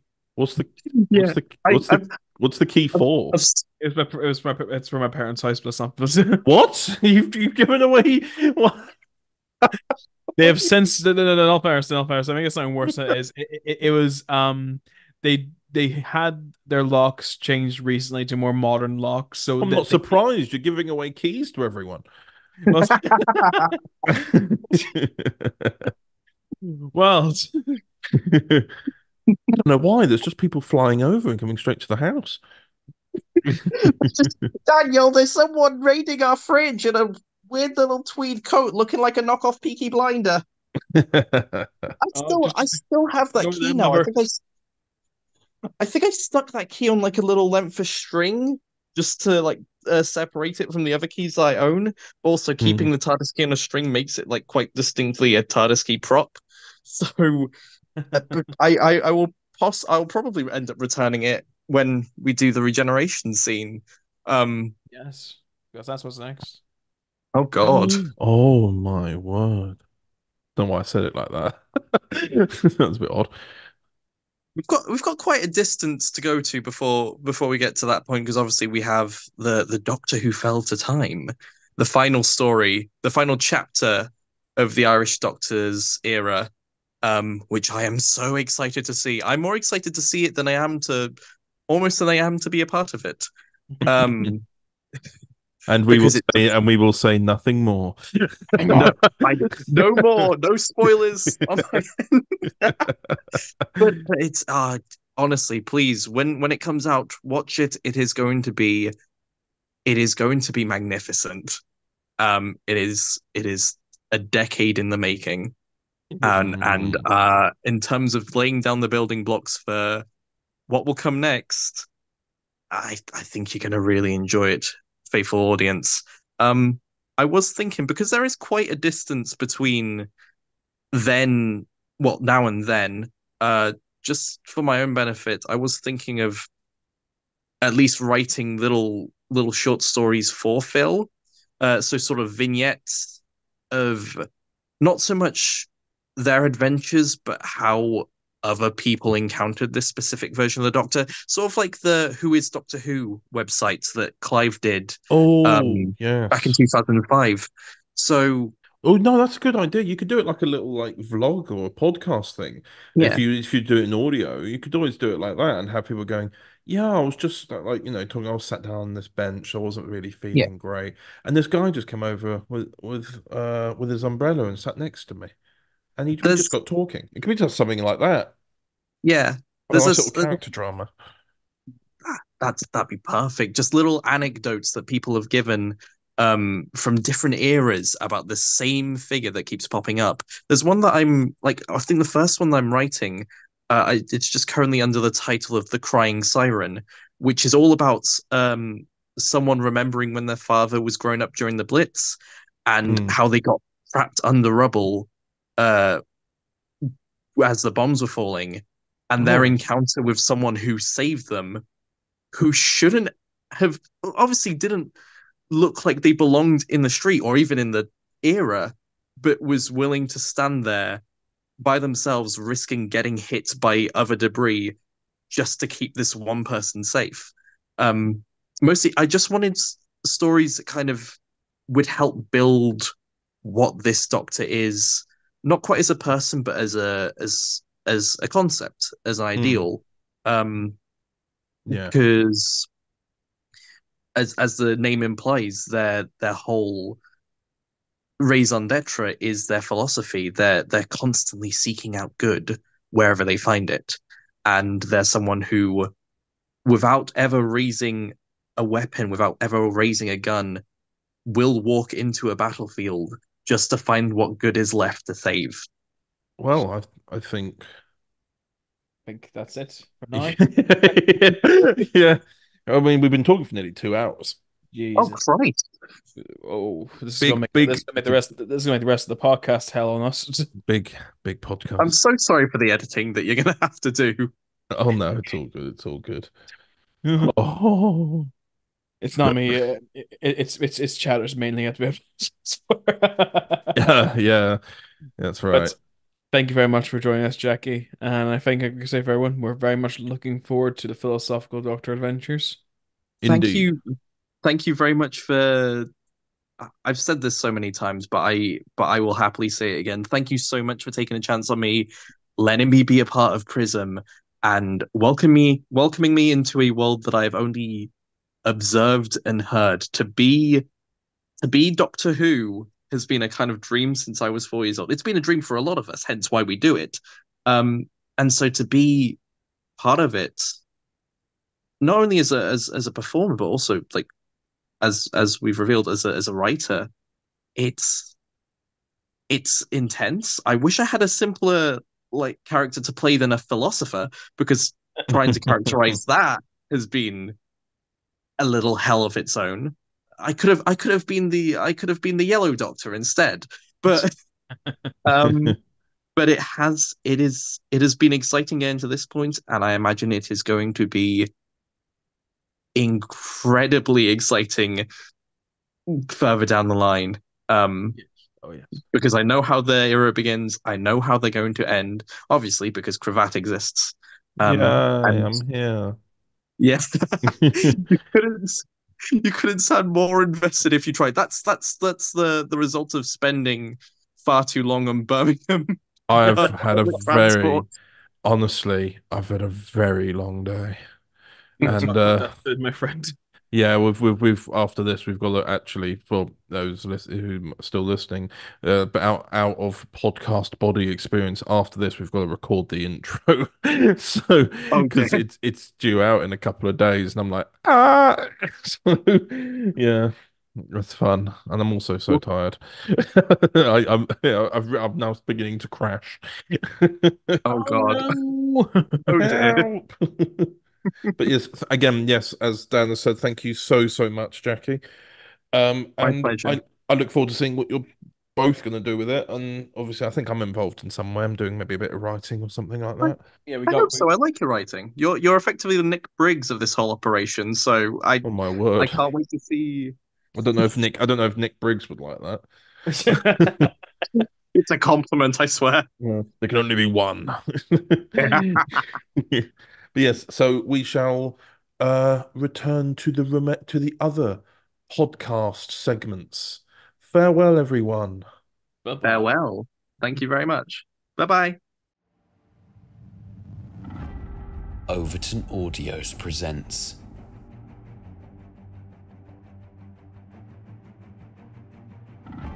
Medical report update on Elizabeth Jane Hathaway.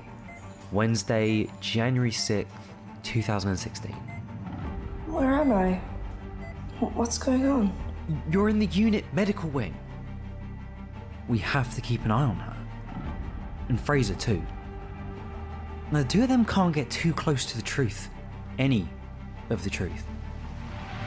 As far as we can tell from what they've been streaming, it's because they didn't want to be seen. We need an antitoxin made up as soon as humanly possible for when we find the guys. There's something about it. The rest of the team doesn't believe in it. I need someone I can trust, not talk to Fraser about this. What's happened? He's hallucinating. We're enhancing the particles inside the ray. Naturally, there's a point where someone is too far gone. Will his memories recover? There's no monsters. There's no monsters. My precious little boy. Oh, not my mum.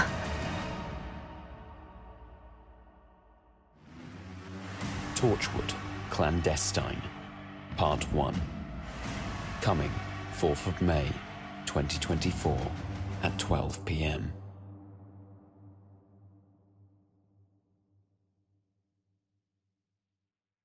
Hello and welcome to the Overton Audios podcast, and I am here with James Sutton. Hello, how do? I am well, Sutton. Are you well? I am well, thank you. Oh, that Busy, is good. but That is well. good. You know. Oh, yeah, it's always the way. And we are here to talk about Clandestine Part 1. Specifically, it's Torchwood Clandestine Part 1. Yes. Which is the first 4 episodes of the Clandestine storyline that we're doing, which is coming out between, I want to say, the trailer's out on the 27th of April, and then the episodes are out between the 4th May 4th at 12 p.m. Yeah, and then between that day and the 25th of May, I want to say. A nice May release. Yeah. With part 2 to come out at some point later down the year, which will be the remaining episodes 5 to 8. So this story is taking place 8 months. It's set 8 months after Nexus. The Prism 60th has occurred between that. We obviously had that. We obviously did that live action minisode, didn't we? Called Solitude, which even though it's classed as part of the Prism 60th. I feel like we need to do a spoiler warning here, actually, because this is the bit where we get to the end. So if you've not watched Nexus or Rebirth, probably go back and watch those now before listening to this bit, because we are about to probably, as from where I can tell we're going with the trailer would have played. The trailer would have played at this point, so we know. Oh, it's too late! It's no. What have we done? We know about the hospital stuff. We just don't know necessarily. I don't put in every single detail, but there was a previously at the beginning of episode 1. But also, by the way, I should also preface this. I don't actually know. Sorry, we're really going off on a tangent here. Sutton, I've changed the way the podcast is working. This is coming out after all the episodes are out. Then you have no excuses. You should have all watched them on release date. Yeah, no, I've changed it. I've moved things around so that the podcast. I'm a relic of the past, everyone. I'm so sorry. I've not been around. It's because it made it so difficult for anyone to talk about anything, and we couldn't talk about anything to a point where the segments were becoming only 10 minutes long because we were like, "Yes, I look forward to you hearing it." Okay, sick. I guess I can just tell everyone everything for once. That's great. Only up until the 4th episode, yes. Yeah, fair enough. But yes, indeed. I believe this podcast is out on the 1st of June.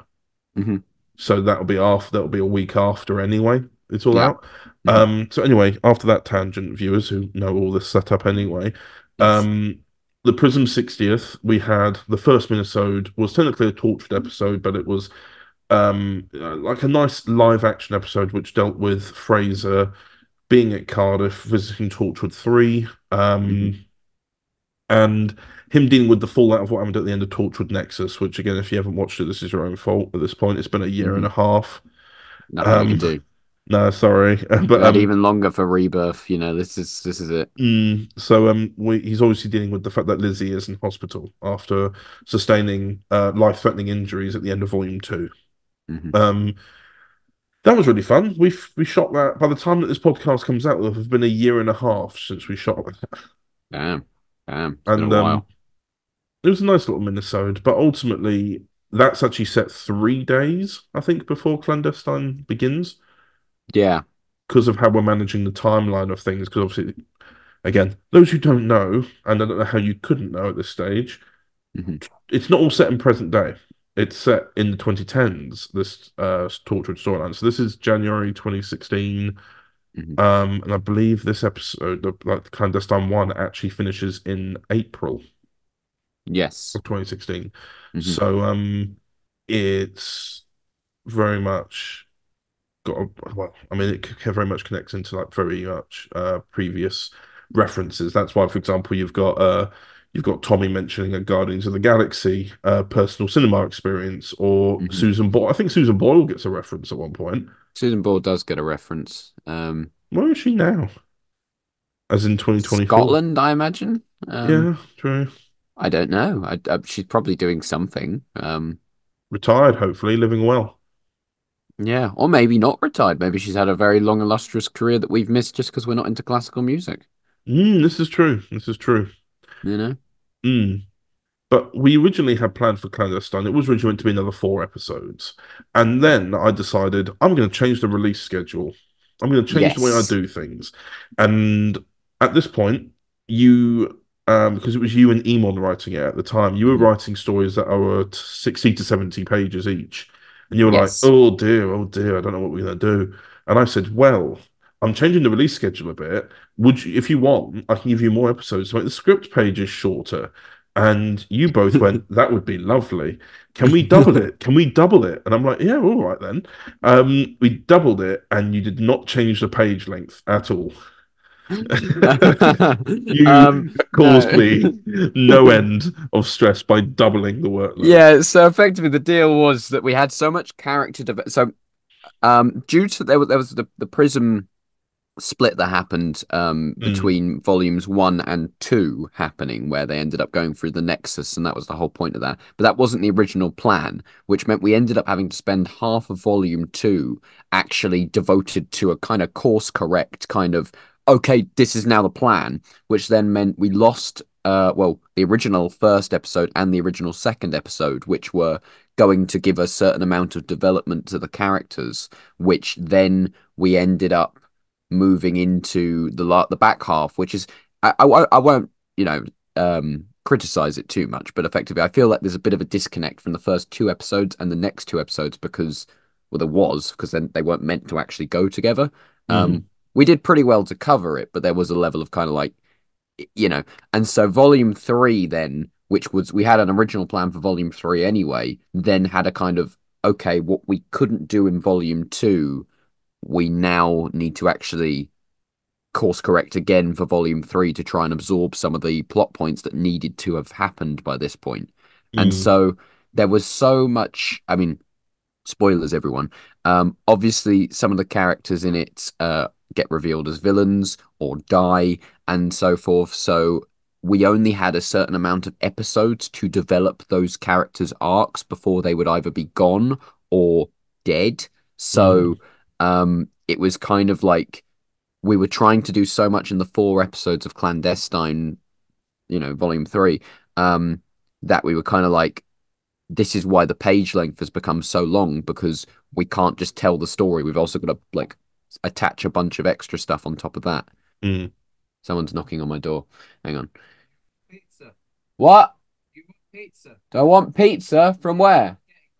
Who's getting pizza? From where? Domino's?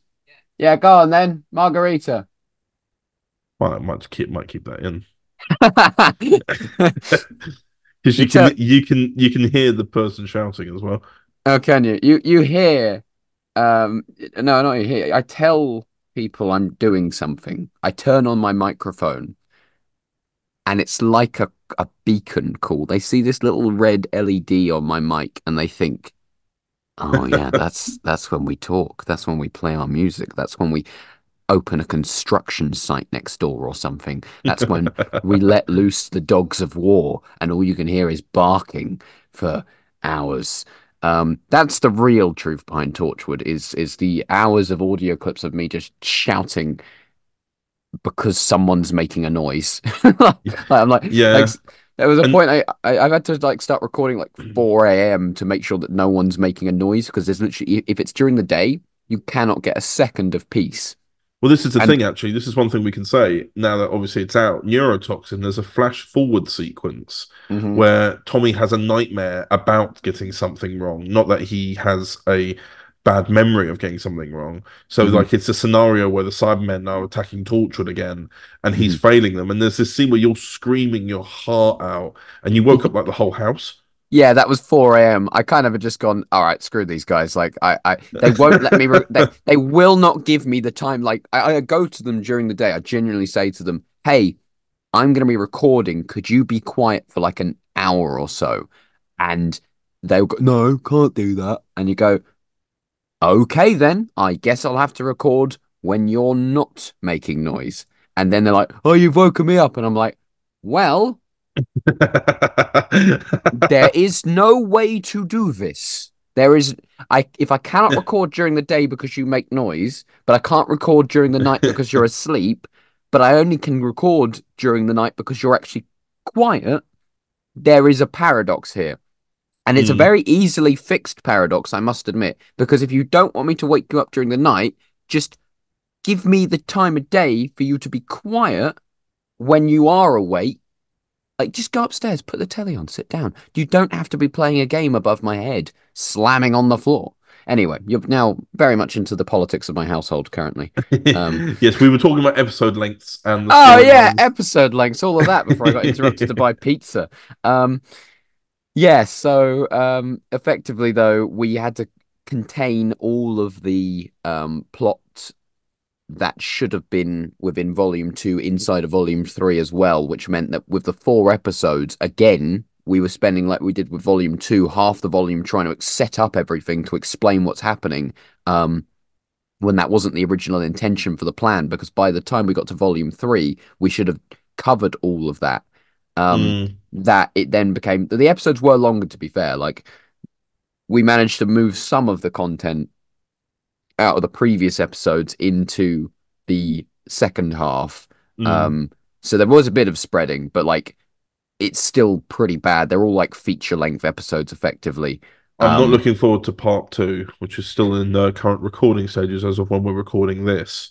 Yes. There's like a part 2 is worse. Part 2 is longer. Yeah, there's like a script. There's one script that's 88 pages, and then there's the one the only one that I was involved in that came out at 67 pages, and I thought that's okay, that's kept to it. And then Sutton went, "I'm just going to have a quick script edit," and it's now 100 pages. Yeah, well, so Connor had some involvement in the production, but there was a lot of like, because all the other episodes were written by me and Eamon. Volume 3, I very much kind of like when Volume 2 was being produced by you and I. was it like a couple of years ago? You and Mhm. Emon just stayed up all night and talked about Torchwood, and you came up with a whole storyline. Yeah. And then I just kind of went, well, these two know what they want to do. Like, Mhm. I'd just come in and not be able to add anything more because the storyline you'd come up with was something that was so you were so passionate for that I was like, Yeah. I can't add anything to this other than encourage it. So I just did that from Mm. the sidelines whilst I got on with other things. And I think currently part one got Mhm. written between January and April, I want to say, of last year. And Yeah. part two took the longest. Yeah, Part part two. two took a really long time. But Mm, it just I ended up having to finish off by myself. And mm. so it was just well, I got very busy as a person. Yes, of For course those we should plug yeah. all the stuff you did, like going to the Missouri Science Center Yeah, in yeah. what was that? When was that? September, October? That was November. That was November, November. December 1st. I gave the talk. I went over there in November. So yeah, since then, since we started writing this, I got to work on the season 15 collection box set trailer where we made Mm, props for that. I got to work on the official ninth and 10th Doctor Sonic Screwdriver release by Roboto Replicas for the BBC mm, in September time. I got to work on Tales of the TARDIS on BBC iPlayer. Then I had to do the St. Louis Science Center where I did the talk on props. So I flew out to America and did that. And that's just like the highlight reel. There's been a lot of extra yeah. things in But the then middle. you got to remember as well that you also run your own company. Yeah, So no. like there's also the whole element of that as well. Mhm. As well as that, of course, I with myself, I don't necessarily do the amount that you do, but Mm. I also run every project in Overton Audios. Yeah. I also essentially run a whole other company that's based in construction anyway. At this Mhm. stage, I might as well say that. I think we can all Yeah. agree that I have to Yeah. manage No. everyone. But No. Yeah. I mean, me and you are busy people, which is why it's taking longer, but we're getting more ambitious with what we're doing, and we have a dedication to telling the story and getting it told. So we're very much dedicated to getting it done, but we're also not wanting to rush it. So we're no, willing to give it the we time. did originally have an aims to when to finish the entire story for, but we're now at a point where it's just like we can do something for that milestone that we wanted to Yeah. aim for. We can do Yeah. something else for that. Hmm. Let's just concentrate on getting the story told right and to the best of our ability, so we can sit back and go, we did everything we possibly could, and we couldn't have given anything more. Yeah, we're gonna get it. We're gonna get it done. Like it's gonna mm, happen. It's just obviously it's taken a while, but we now have volume 3, part 2 is fully written. It's recording. And so once we manage to get everyone pinned down and in the booth to record, we'll be able to actually get on the road with that as well. we are at the time of recording, we are very close. It's the fastest I think recording's ever been. Mm, But we're just at a point now where it's just trying to pinpoint the last couple of people. Because yeah. for those who might not be aware, like some of the actors, I don't know what's happened, but everyone just seems to be a bit unwell at the moment. Yeah, I mean it's currently March at the time of recording, and there seems to be some sort of like bug. Well, not even bug, maybe like a flu cold thing going Well, around. yeah, I mean, I've had it too, and I've just I been had like, it as well, yeah. yeah, and then so some of the actors just weren't able to like who you would usually record within the week are now taking up to a month, Mm, and obviously that's not their fault. It's just a very odd time when, luckily, again for when we are hoping to have part two out for, that's enough mm, time for us to even edit it anyway. Because yeah. I think we planned it for the original time. Because with volume two and this part one of Clandestine, Hmm. recording took 6 months. Yes. So that's the Mm, illness coming through. But yeah. getting a That tickly throat, an irritable throat, and also you just said the word 6 months and your whole body had a visceral reaction to the it fact that it did, took it us that did, long. it did. Um, But it took around 6 months to record. But actually, no, there's something else we can talk about with Clandestine. We had a different editor join us. yes, we did. We had Abby Louise. Yes, indeed, indeed, and Mhm. she's edited Playdate and Mother. Yes. So the first Meanwhile, episode 2 and mm, 4. 2 and 4, yeah. Meanwhile, I've edited 1 and 3, which has been really helpful because of these script lengths that we mentioned earlier. Yeah, me sitting down to to edit 4. You've done very well though. You powered through them. Yeah, like, well, that's because Abby just kind of like organized her time properly and got Mhm. it done. I think over 2 weeks. Yeah. And then there was me. I was not good. It took it took me about a week to. No, I had a really good regime with neurotoxins. Remember, I was editing about. you 10 did pages. very well with neurotoxin. Like you got through that really like Yeah, I did you were doing about- like 5 pages or so, 10 pages a day or whatever it was. Yeah, and then regression, I don't know what it was. I just had I hit a wall, and Mhm. for about a month, I didn't do anything. I didn't write, I didn't edit, I didn't do anything to do with audio dramas for about a month, and I just hit a burnout. Yeah. But now we've got through it, obviously, because people have listened to it.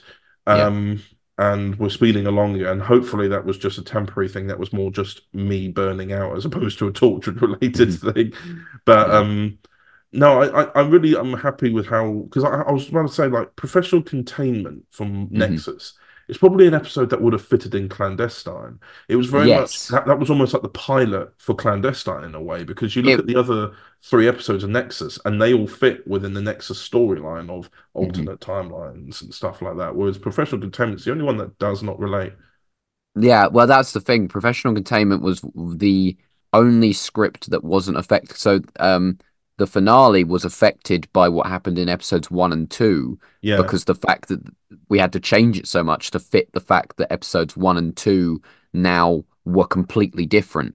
Episode 3 was always, so Professional Containment was always a kind of like in Torchwood itself, in the original show, you have like, this episode introduces Gwen and she's part of the team. And then there's a little bit in the middle where they just stop caring about the overall arc. And then suddenly it's like, oh yeah, that plot point we said earlier on, you suddenly get to like Jack Harkness, and then suddenly they start referencing that Yanto had a Cyberman in the basement and stuff like that. Like they added in the middle episodes where they don't really, I mean, Countryside doesn't really relate to anything in the overall arc, particularly, besides I think the Gwen and Owen thing. But outside of that, like Volume 2, Episode 3, Professional Containment was that kind of story where it fits in the timing of things, but it doesn't actually necessarily connect to the other episodes. I think it was a case of at the time we thought episodes 1 and 2 are so heavily Fraser and Lizzie that we needed one for Chris and Tommy. And even then, that episode was still heavily Chris. We didn't really have a Tommy-centric one, which is why I think it's really good when we have the neurotoxin episode where we look back at it's both Chris and Tommy, but that was why neurotoxin I went for Tommy more so. I went that Tommy and Chris should get a big story, because we obviously started volume 2 off with a massive Fraser and Lizzie story, a 2-parter. And so I think though with the 2-parter, if you add those 2 parts together, you probably end up around neurotoxin anyway. So it's kind of balanced out. But there's definitely in this next series, part 2 as well. There's a few more Tommy and Chris centric stories as well, just to keep that going. But I mean, Playdate as well is a very good Lizzie story. That's a Lizzie and Jack story, which is not something we didn't. I mean, Jack was hardly in Nexus. He was in episode 1, then fled to New Zealand, and then didn't appear again until the 4th episode. That was purely just because we didn't have enough time. Like we had so many arcs going on that, if you can imagine that volume, but we then have to fit in the Jack and Lizzie subplot as well, it just adds an extra 20 pages per script, probably, because you're suddenly having to weave all of that in, and that's the problem. But that's what part 1 handles. I kind of see part 1, even though it is volume 3, part 1, I see it as a volume 2.5 as well, like a nice middle, because you have the stuff with Lizzie and Jack in Playdate where she's still a little bit like, I think I joked with you saying that Lizzie's a bit rude in part 1, but it's also a mixture of her trying to prove herself because of the accident. Like, we did carry over. It wasn't a case of, oh, you got hurt, but you're fine now, hooray. You very much wanted to carry over the fact that she is still hurt. Yeah, it's not something you forget. She was in a coma for 8 months or whatever. Like, that's intense. That's, like, she missed out on basically a year of her life because she got hurt, and now they're trying to wrap her in bubble wrap. And she hates that. So she wants to get out there. She wants to not be sat in a hospital bed any longer than she has to.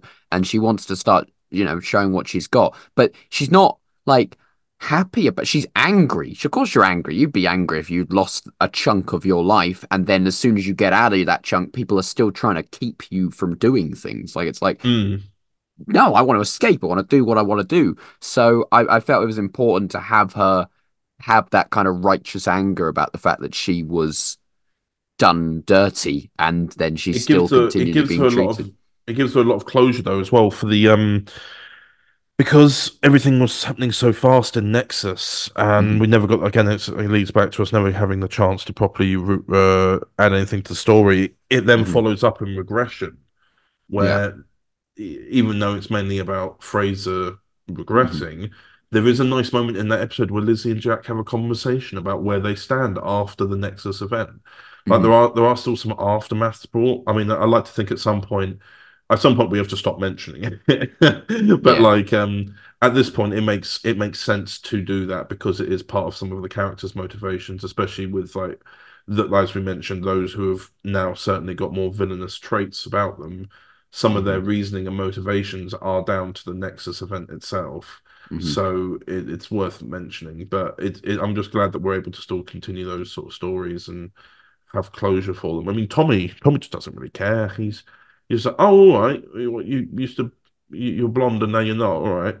Yeah, like Tommy just gets on with it. Tommy's in his own little world most of the time. But to him, like, really, if your mate walked in and he looked basically no different and he acted no different, and it's just kind of okay, like, people get their hair dyed all the time. Like, that's basically all he's seeing. Like, there's obviously the wider concept of, oh, you're from a different universe, what the hell? But like, they're never getting his mate back. He's still got his mate, and his mate has all of his same memories. Like, it's not like anything's different because Fraser sees him as Tommy and Tommy sees him as Fraser.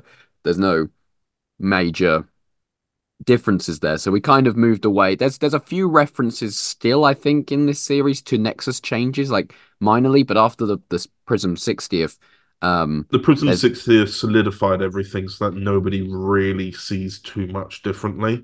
It's mainly Fraser and Lizzie are kind of aware of it, but there's less mentioning of it. Effectively, it's sort of like the longer they get away from the events, the more so it's going to just start to fade and be more like it's. Well, yeah, because I did actually see a discussion. There was a discussion on one of the fan-related Discords that we run, and they asked about like personal histories.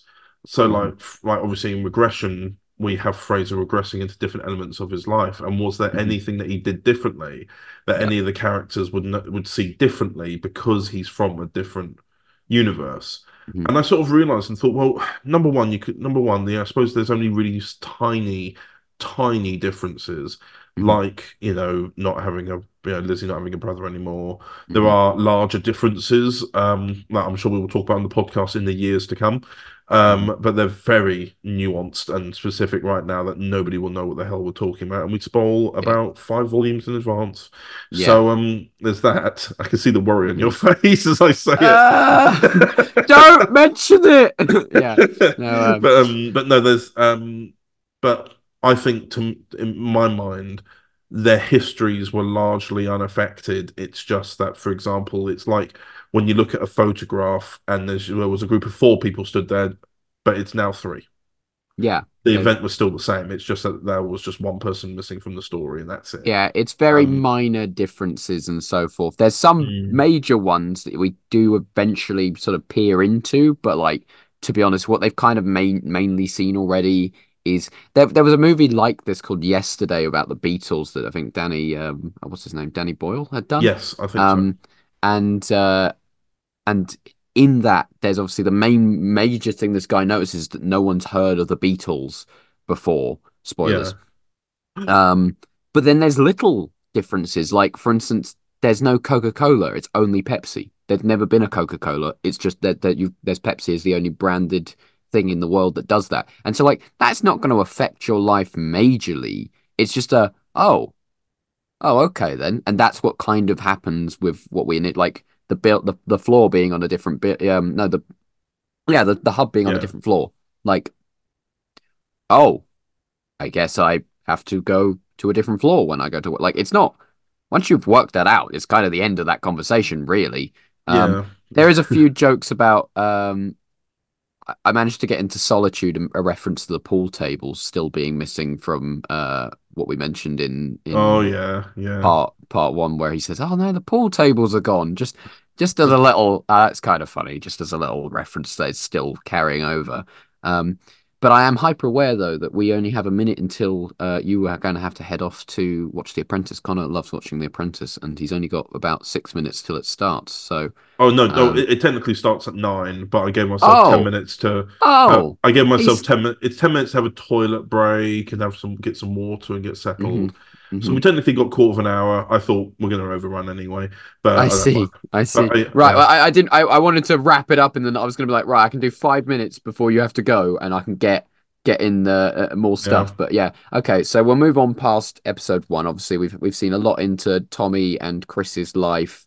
yes. We've already discussed Playdate, so they're sort of done, and we've done a bit of regression. The one we haven't touched on at all, though, is Mother, which I think is I was leaving that for you to talk about mainly because I had that was the one I had the least involvement in because with Playdate you're talking about the aftermath from Lizzie. Mhm, Regression is massive continuity points, as is Neurotoxin. mhm. Mother is the one that does it's a Torchwood Light story. Yeah. It's the one I had the least involvement in, so I was waiting for you mainly. Yeah, so Mother was I loved the Big Finish Torchwoods that they do, and Mm. I was listening to one of them. I believe it was one of the Yvonne Hartman ones, and she's torturing someone, John Coleshaw. I can't remember who it was. He was some sort of game show host or whatever, and he's just torturing him. And if you're following John Coleshaw throughout the whole story, Was it and then Torchwood 1? And then Yvonne Okay. Hartman shows up, and I'm like, this is cool. I like these, and there's a bunch of those stories that happen in the Torchwood Monthly range where you're kind of following another character. Like there's I mean, in the Lives of Captain Jack, I think it was that you follow Trinity Wells, and then Jack Harkness Mm. shows up, and I like those stories. And I realized that we never do them. We only have stories where you're following our team constantly, but also in Torchwood, there's like random shoes and stuff like that. Like I like the I find there's it's part of Torchwood that there's a story occasionally where you follow someone else more so than you follow the team. I found the episode. Torchwood 1, Nightmares. It's called My Guest Tonight by Tim That's the one. Foley. That's the one. Yeah. So I listened to that and I thought, wouldn't it be cool if we did a story where it's just a someone else, and then in like the third act, the Torchwood team actually show up. Just to do something different, because this is the fun of making these things. But it's Is also arguably the longer form of the introduction to an episode that you Yeah. never see.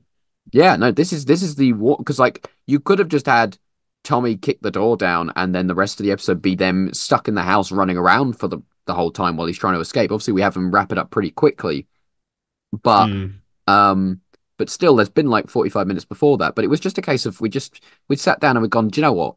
It would be really nice to be able to actually make a story where people are going, what's happening? Like, what's because that's what I always find with those monthly ones is that it's like you're sat there going, where is this going? Like where is Torchwood? What is happening here? And so we'd also obviously, as mentioned, there's now part 2. So there's another 4 episodes coming out from this series alone. And there was obviously that. So like we were kind of like we were trying to think of loads of different story ideas, and then we kind of went, it'll be nice just to give a story that's a bit of a break from these grand, massive story. I think it's one of the shortest ones in the volume. It's the shortest episode in part 1, yeah. And so it's one of those things that's like that's nice that there's a little bit of a break from the big heavy story as well, Yeah. because like when you think about it, like episode 1, we dived so deep into Tommy and Chris's like pasts and their fears and their that kind of stuff. Lizzie wakes up. Playdate dives into Lizzie's psyche with Jack and everything like that as Mhm. well, and then we dive into Fraser completely in regression. And so by that point, we've done so much character-focused arcing and development and stuff, and all on the Torchwood team for the first 3 episodes, that it's kind of like, it's nice Yeah. that we have this one episode where it's like, and here's a little bit of a break for the Torchwood team.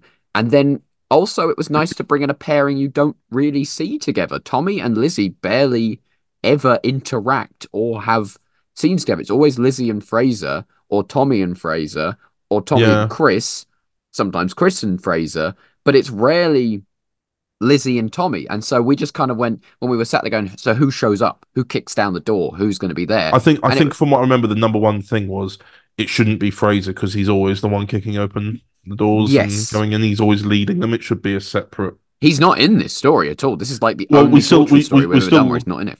We still have you in it because we can't have you not credited. I can't not be in them, otherwise I just don't listen to them. I'm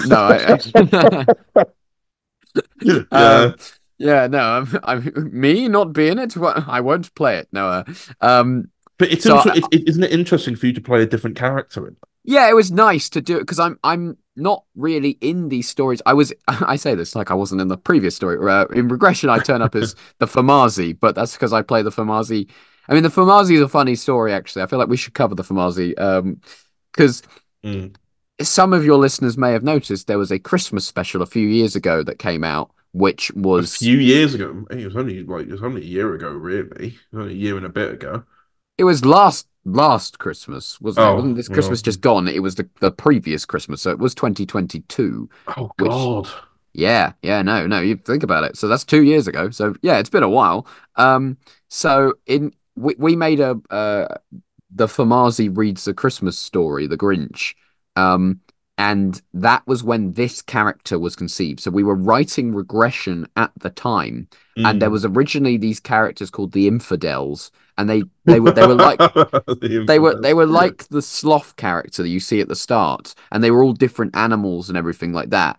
But it was it was in the script edit. We were kind of like, it's a little bit messy because and there's nothing bad on the writing. It was just a case of we realized that when you meet Nidrak, he opens the door and then he takes you into the other room to do the inventing stuff. In the original script, someone else opens the door and then takes you to someone else. And it was kind of like, why have we spent 5 pages dealing with the guy opening the door to take us to the guy in the back room after we've already gone to the shopkeeper to tell us where the guy is? And that's like 3 people who trying, So it was just like, let's condense this. So I was like, right, we need to condense all of these roles into one character.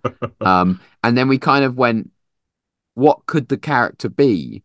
And then it suddenly dawned on us. I think he was going to be a spider. He was going to be a spider, which is why Nidrak is an arachnid. It's an anagram of that. So he was originally going to be a spider. And then we were thinking bugs in our head. And then we were like, oh, what if do you remember? Do you remember you'd already appeared as Rangol, the Famazi, in Doctor Who Dark Universe with Daniel Patton, the Irish Doctor. Yeah, so I'd appeared as and I think that was recent at the time. So I think he was fresh in our minds. That was summer 2022 when that came out. Yeah, and so this was before Christmas, obviously. So it must have been in between. So we probably were thinking, oh, well, the Famazi just happened and people like that. So we went, what if it's a Famazi, but he's a little bit dodgy? And so this was the first appearance of this character, was Regression. But because of the way it's taken, how long it's taken to get it made and come out and everything like that, a Christmas special came out and then a comic relief special came out. And so this character has now appeared, I think, twice at least. Yeah. Before he was actually even meant to appear. So it's very weird to get full circle round to the fact I'm playing this character in here. But we've almost given him an origin story for why he's there in the first place now. Yeah, so we did move it. I did write into the comic relief special a reason why he's on Earth. Because originally we joked about it in Nexus that the Doctor, I'd written it. I just thought it'd be funny to have the Doctors like popping in from another adventure. And I'd always made the joke in my head that he was going off to fight a Krynoid in a sunflower mech suit. Like, I don't know why that was the whole thing that I had in my head. That's why he was getting like pots and like soil and like a bunch of extra stuff. And then shows up covered in dirt. And shows up covered in dirt. And I just thought it'd be funny if there was no explanation for why he showed up covered in dirt.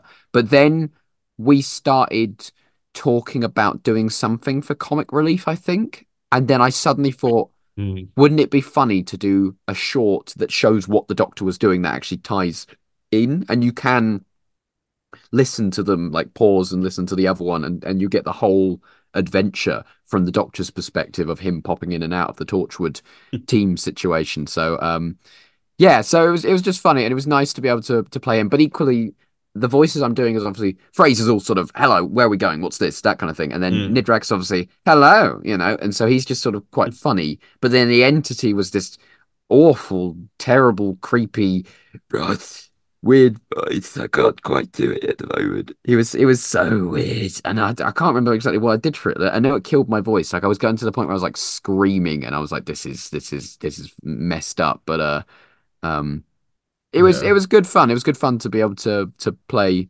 both of them, and Nidrak from Fraser and then the entity. But obviously, Kath did a wonderful job playing the entity as well. Yeah, hearing those voices layered on top of one another is very eerie. Yeah. And it's one episode that when because Abby Louise edited this one as well, Mhm. because it's a story about it's mainly a story about a mother fighting for her child. Mhm. Abby is also a mother, so she had a very strong reaction to it. She got very tearful towards the end of the edit. But Mhm. when I was because I had the score to it, Anthony Tremaine's wonderful score that he makes for us, The wonderful Anthony Tremaine. and Yes. of which he has scored every volume so far. Find them on Mhm. Bandcamp and on social medias to look at those as well. When I score that, I couldn't help but get tearful at the end as well. It's a very, I think that's what's really good about the story, and why I think we should probably try and aim to do a bit more of them in future if we can, whether they be in the form of a Torchwood solo episode or not. Yeah. But it was incredibly human because Mm. because the entity as is named is so inhuman. Yeah. That having the human side, and then plus as well as that, having schedules for breakfast for and it's also got children involved. And Dexter Harris did a fantastic job playing Jacob as No, well. Dex. I mean, I've got to say, all the child actors that we've had this season, Amelia, Dexter. Do we have Matt Lyons in this one as well? No, we had Casper John. We had Casper John. Casper John plays young Fraser. Yeah. All of the child actors have done tremendously. I mean, Amelia I think she appeared in Playdate. She played in as the Playdate as the dolls.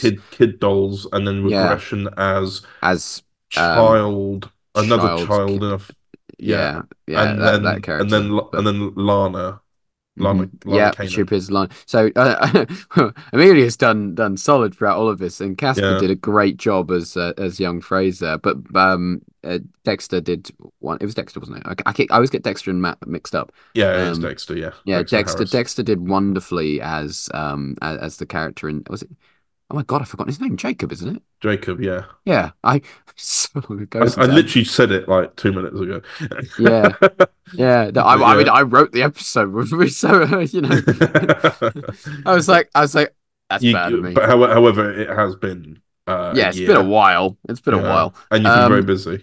Yeah. I got other things. But effectively, no, they did all very, very good. Now it's nice to be able to have different voices in it as well. Like obviously we've had all the adults in there, but it was nice to be able to that. And we also did dive a lot into childhood with this series, because obviously all of the Tommy and Chris stuff and the Fraser stuff, you get to look into their kind of their past and get to understand them as characters more. Obviously it was revealed in the end of volume 2 that Chris is has betrayed the team in some way. Yeah. And so effectively it was nice to be able to give more humanity to him in this series, because I didn't want it to be just like, because there were some reactions after the end of the thing, like basically just saying, screw him, like I hate him, that kind of stuff. And it was kind of like, I don't want it to be a one-dimensional villain. Like he can't just be, he's just betrayed them because he's evil. So I wanted to show this complex kind of like backstory to why he had become that way. Well, it's something that we've always said before, which is well,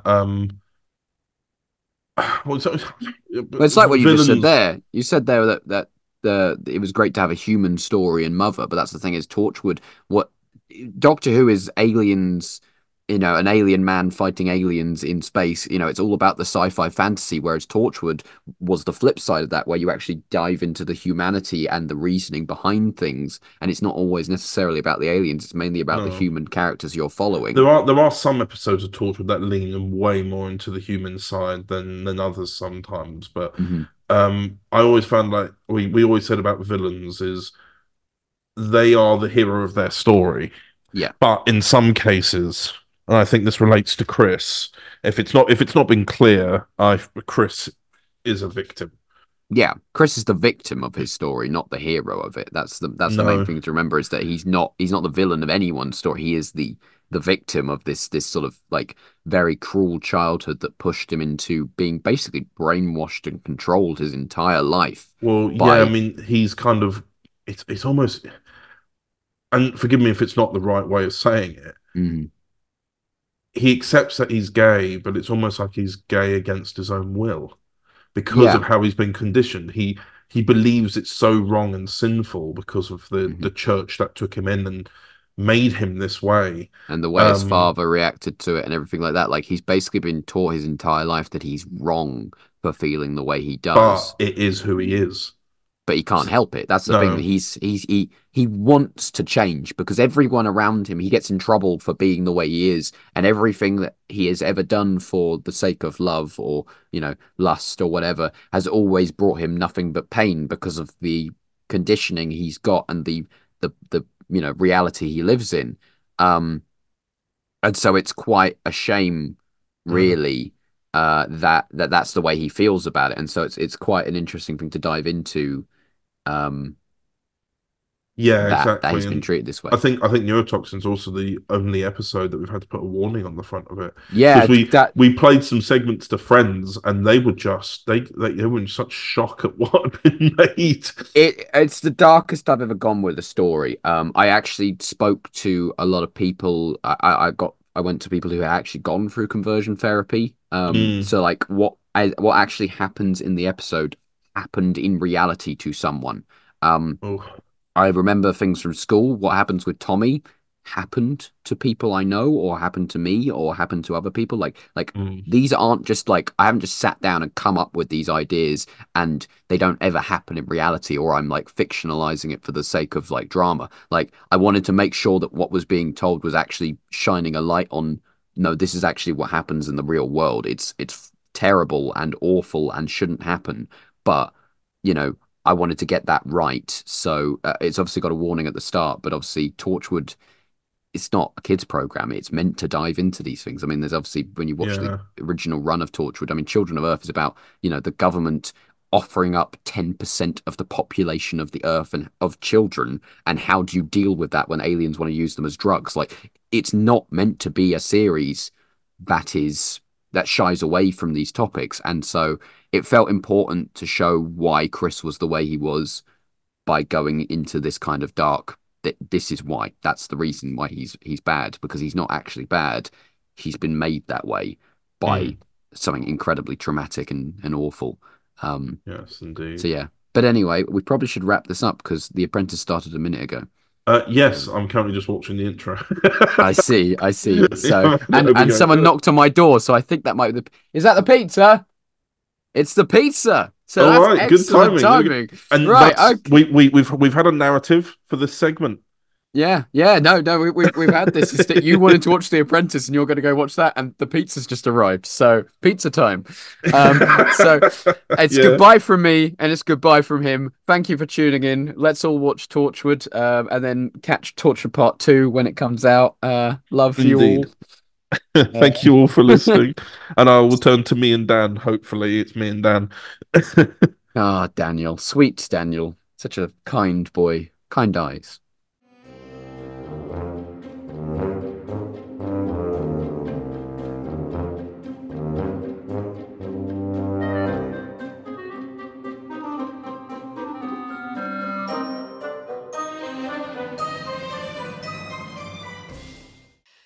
I wish to see to my wound. I want to see to my owie. For God's sake, you're a grown woman. Back to normal in pasta. But really, where? It's Italian, no. It's pasta Noster. Pasta Nostero. Oh Lord.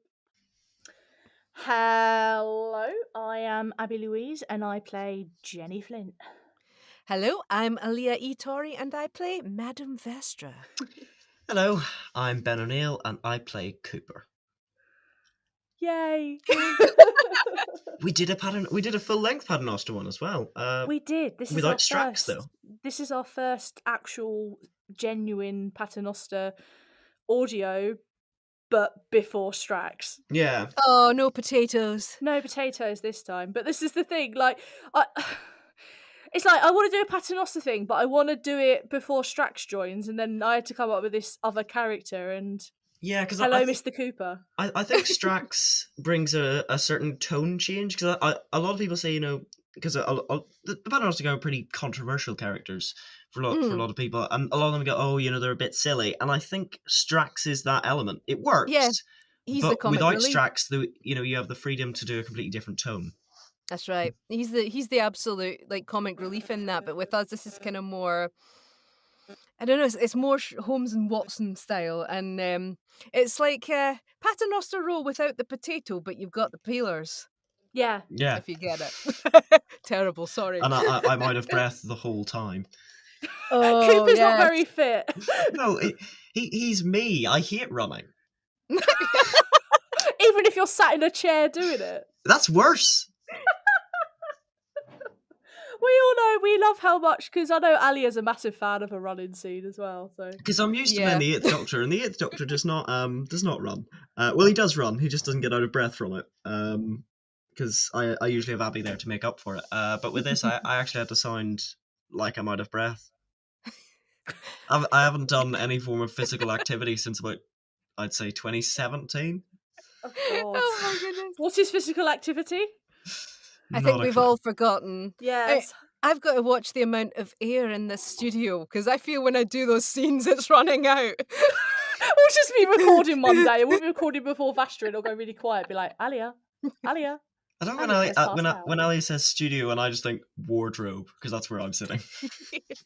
Mine's an old coal thing. It's like this where they used to shove the coal in the house because it's one of these 40s houses, and I'm like, you know what I could do with this? Concrete walls. I could block out the neighbours. Did it work? Did it? Wait, we can't say that on TV. No. Just put Abby will find her own unique noise to block out swearing. just pick one of the bloopers. Fair one. No, I really like how this did one. you find? First off, Alia, this is actually the first time I've spoken to you about Vastra in general. Because Alia has been our Vastra since before Vastra 2. I think so, yeah. Yeah, because she wasn't in one. Believe it or not. Before Vastra, no Vastra. Yes, no Vastra before Vastra. So, hello, how are you finding Vastra? Hello, I'm loving it actually. I've really always wanted to play a character like her because I love Sherlock Holmes. And she's quite a challenge, but she's brilliant. I hate honestly acting in my own accent. I feel really awkward. So I think she's really, really good. She's great to play. She's exciting, she's different, challenging, rewarding, and so much fun. And my God, she has a temper when it comes loose. It's brilliant. I love it. Well, this is the good thing as well, because at the moment you're kind of playing younger Vastra, so you're ever so slightly that bit more feral, which is fun to play with, I must admit. Yeah, it's always weird to me when I think, you remember that first Vastra scene where she says she's eaten Jack the Ripper? Casually. Yes, I love that. Stringy but tasty all the same. To me, it's just so odd because it's brushed past so easily. Jenny doesn't bat an eyelid. She's so used to it by now. How did you find this script? Because as we said, it is our first. It's not a light one for our first Paternoster, I must admit. I think it's brilliant. It's got a lot of darkness, a lot of complexity, and I love that. It's deep-rooted, the characters are very well-rounded, and there's a wonderful chemistry between each of the characters, all very variant. I've read a lot of scripts, and when you look over characters and scripts, sometimes you can't tell who's talking. If they didn't have names, you wouldn't be able to make out, but with this one, everyone's very definite. Yeah, everyone has sort of dialogue that's very them. Yes. And I'm probably quite famous for it now. Where if I think the line could be different, I change it. I probably shouldn't. But But the Sacrilege! Sacrilege! yeah, there's those bits where I go, no, he doesn't say it's cold. He said it's Baltic. He's from Belfast. But I remember being like quite sort of taken aback when you went, I want you to do an Irish police officer. And I just went, okay, sure. But I really like this script because I think you've got the really, really uncomfortable dark stuff with Jenny and Zamet. And then you've got like a complete sort of it's not even necessarily a complete tonal shift, but it is definitely a complete dynamic shift. Yes, that's the word, dynamics. Of Vastra and Cooper, because Cooper's an idiot. And Vastra does not have the time for him. He's a child. This was my main focus on this script because obviously a lot of people like Strax, and I had to create another character that they would feel connected to, hence Cooper. So I tried to develop that relationship between Vastra and Cooper as quickly as I possibly could because I knew that she needed to take him under her wing. And you can see it grow. You can see it grow. It's like, oh, who is this silly infernal boy? And then it just, it builds, and there is a relationship between the two of them, and then, they're eventually a team, and it's fantastic. It's I do love the fact that that Abby and Zach, who have been sort of planning out Cooper's story. How many more are we doing? 2 or 3 more? There's 3. There's 3 in total. One's done, 2 more to go. 2 more. But Abby and Zach have taken full advantage of the fact that I don't read scripts in advance and haven't bothered to tell me what happens to him. Well, they've told me what happens to him. They haven't told me how. So well, this is the thing, isn't it? Because like he's got Strax joins. And nobody ever mentions Cooper again, Where does he go? Where does Cooper go? I love it when we do fan bodies and we have that this problem. This is the thing as well, because up until now in my head, because obviously I've written this whole before Vastra, I pretty much know Jenny from birth, but I knew that introducing Cooper would affect the relationship between Jenny and Vastra, and you haven't seen it in this episode, but I will say this now: there is a little bit of jealousy, because Vastra's obviously it's a different kind of relationship, but Jenny kind of sees it as time away from her. Does that make sense? Whereas you don't get that with Strax. It's just like Strax is the potato one. I think it's also that Vastra is sort of like the adult in the room because Jenny is not that old. Yeah, she's only 18 at this point. And now there's Cooper, so it's kind of that, oh, you're also my age. I dislike you being here. Yeah. So I quite like in that last scene where Jen's like, oh, Cooper. Oh, is he staying? He's still here. It's rivalry, pure rivalry. You know that TikTok side of, hi Francine. Oh, hey DW. Literally. What are you doing in my house? No, I very much like the way it shows it a lot in Before Vastra. And anybody who's watched this who hasn't listened to Before Vastra, please go listen to it because I put my heart and soul into that flipping series. It's very much a master and Padawan kind of scenario. Like Vastra's training Jenny, and as they're training and she's learning her sword skills and all this stuff, obviously their relationship kind of blossoms from that. I love that because you've really built it. I didn't see how that started in the series. They never give you a chance to really see into their lives. They were just there. And you've given an entire background to that. You've given them a soul to begin with. Because they did just kind of appear, didn't they, in Doctor Who? Exactly. Oh, here we go. Yeah. A Good Man Goes to War is kind of a weird episode for that because every character in it just sort of appears. Yeah. And they're here now and we just sort of have to deal with it. And we never really get to know who they are. And then the next time we meet them, it's... Snowman. Yeah, it's the Snowman where they're, again, they're just sort of here. We're not given a whole lot on them. Well, this is the thing, because I'm one of these people that reads in between the lines, and obviously because I've been trying to develop our characters and Strax's character. In my head, they're not married in Good Man Goes to War. They're just together.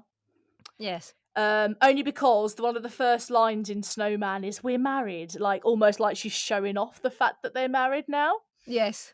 Do you know what I mean? And But it's purely because I've been paying too much attention to them at the moment because of all this stuff. But let's say it is nice to try and give them more of an arc. Plus, I know Big Finish have done stuff with them. They have 4 box sets with Big Finish. I don't care how many times you tell me, I'm not buying that box set. But this is the thing. They're all set after Crimson Horror. I always thought they'd be set after Deep Breath, because that's sort of like their last No. appearance. Yeah, it's Deep Breath. Yeah, sorry, I stand corrected. Deep Breath's their last appearance, isn't it? Yeah. So they're When all they set. never They're show all up set again. after Deep Breath, and then they just magically disappear. Which is why I was like, what about the stuff before then? Because how did they run this like gang with just the 2 of them? Meanwhile, Jenny's trying to flipping clean the house all the time and keep it clean. You know. I think that's what you've given it, though. You've given it the backstory it's always needed, and you've allowed us to know the characters a bit better. And from an actor's point of view, reading your scripts, you've given us so much more to play with. If I was just going by a reference from what I've seen on television, I would see quite a strong lizard lady, right?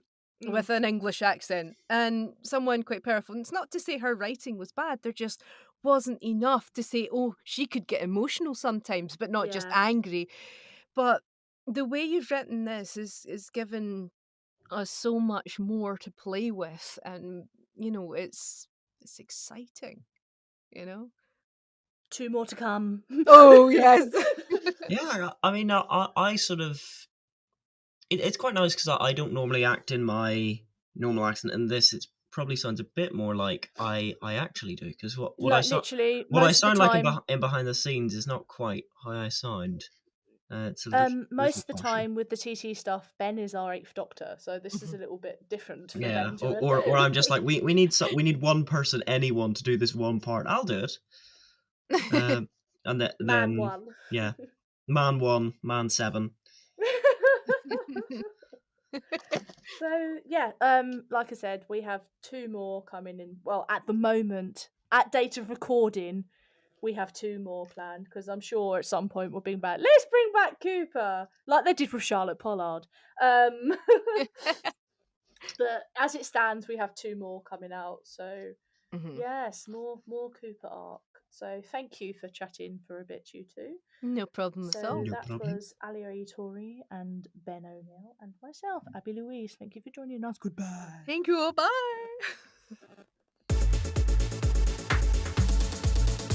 And welcome back to the podcast. I do not know how many hours we are into this podcast because I've been a bit frightened to look. We're doing good. Swimmingly.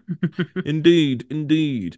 So yeah, I'm quite chuffed with how this podcast has happened and gone on. Obviously, it's been quite simple for us. We've just done the outro and the intro and the outro, although we have just literally recorded with Jimmy. So like we are running on very, very tired fumes. Yes.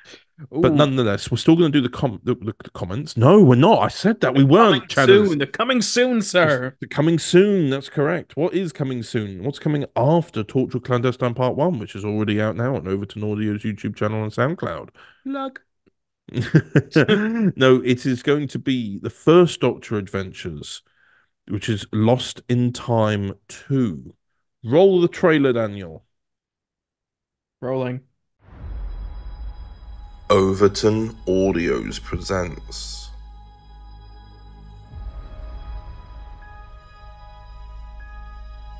Now, my dear, I feel in need of a distraction. Perhaps we should think about a little trip of our own, yes? 7 more cases of the burning fever hit London. This is not native to Earth. Say your piece. I told you to get off this planet. This is between me and you.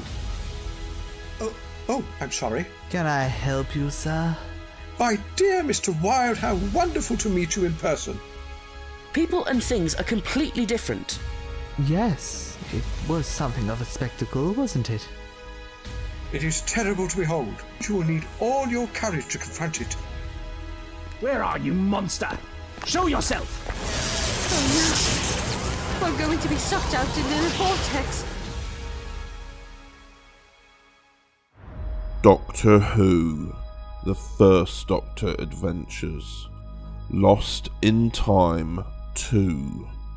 Coming the 15th of June 2024 at 12 p.m.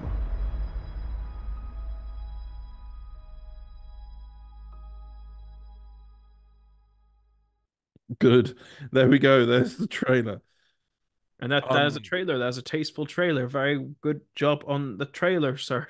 Yes, indeed. Namely, that is actually, whilst that is our third volume of the First Doctor Adventures, it is the second part of a particular range that we're doing. Yes, it is time range. Yeah, it is the Lost in Time range, but it's the second and final part.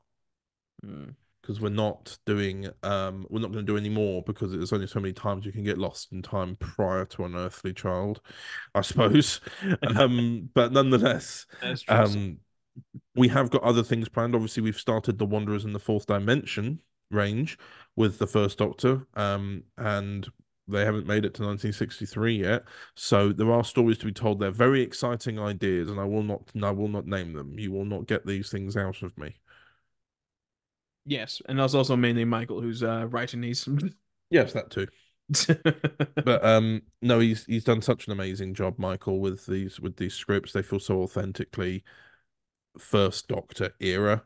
With the obviously again I talk about it enough, but with the First Doctor being my favorite, it's good to see it done like with such authenticity to it. Yes, indeed, sir.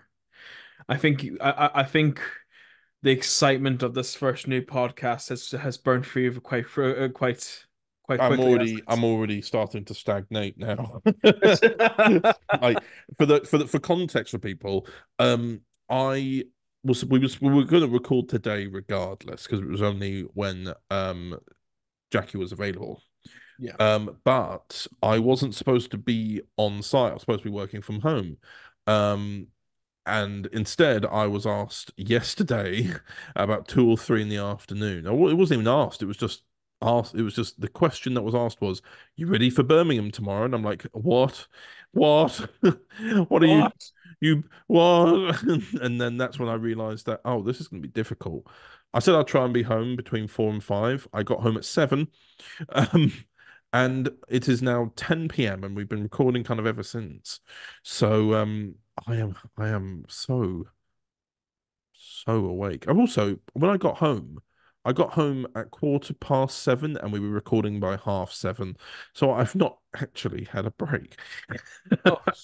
I'm very tired. I've had 3 glasses of water since getting home. I have not eaten dinner yet. I am a hungry man. Please free me, Daniel. Let us conclude this month, and rest assured we'll be back next month for podcast 51. Oh my word! Let's make it to 100. we will see. Let's not commit.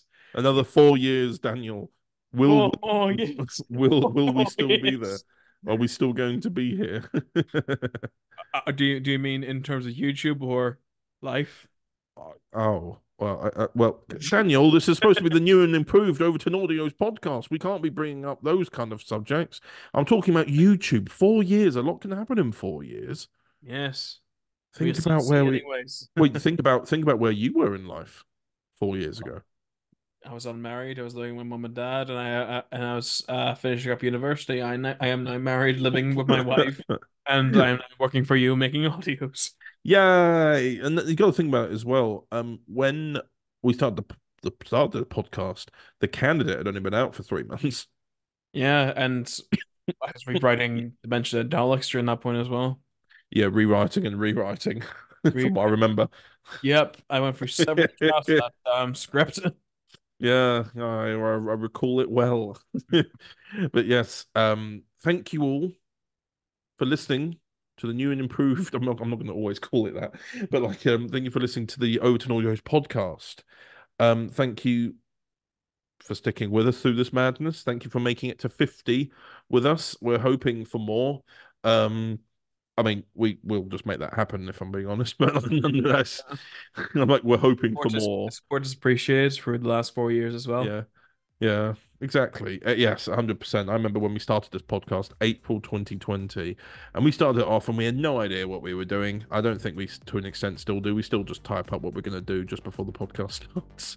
But like a lot of things in our lives have changed as well, because there was a possibility that this new and improved Overton Audio's podcast may not have featured one of us.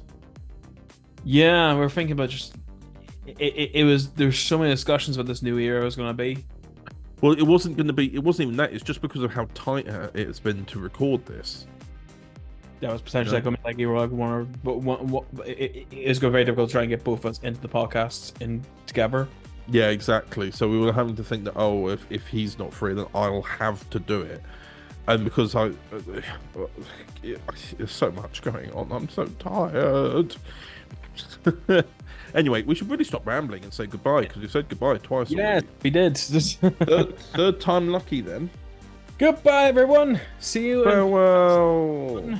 Farewell.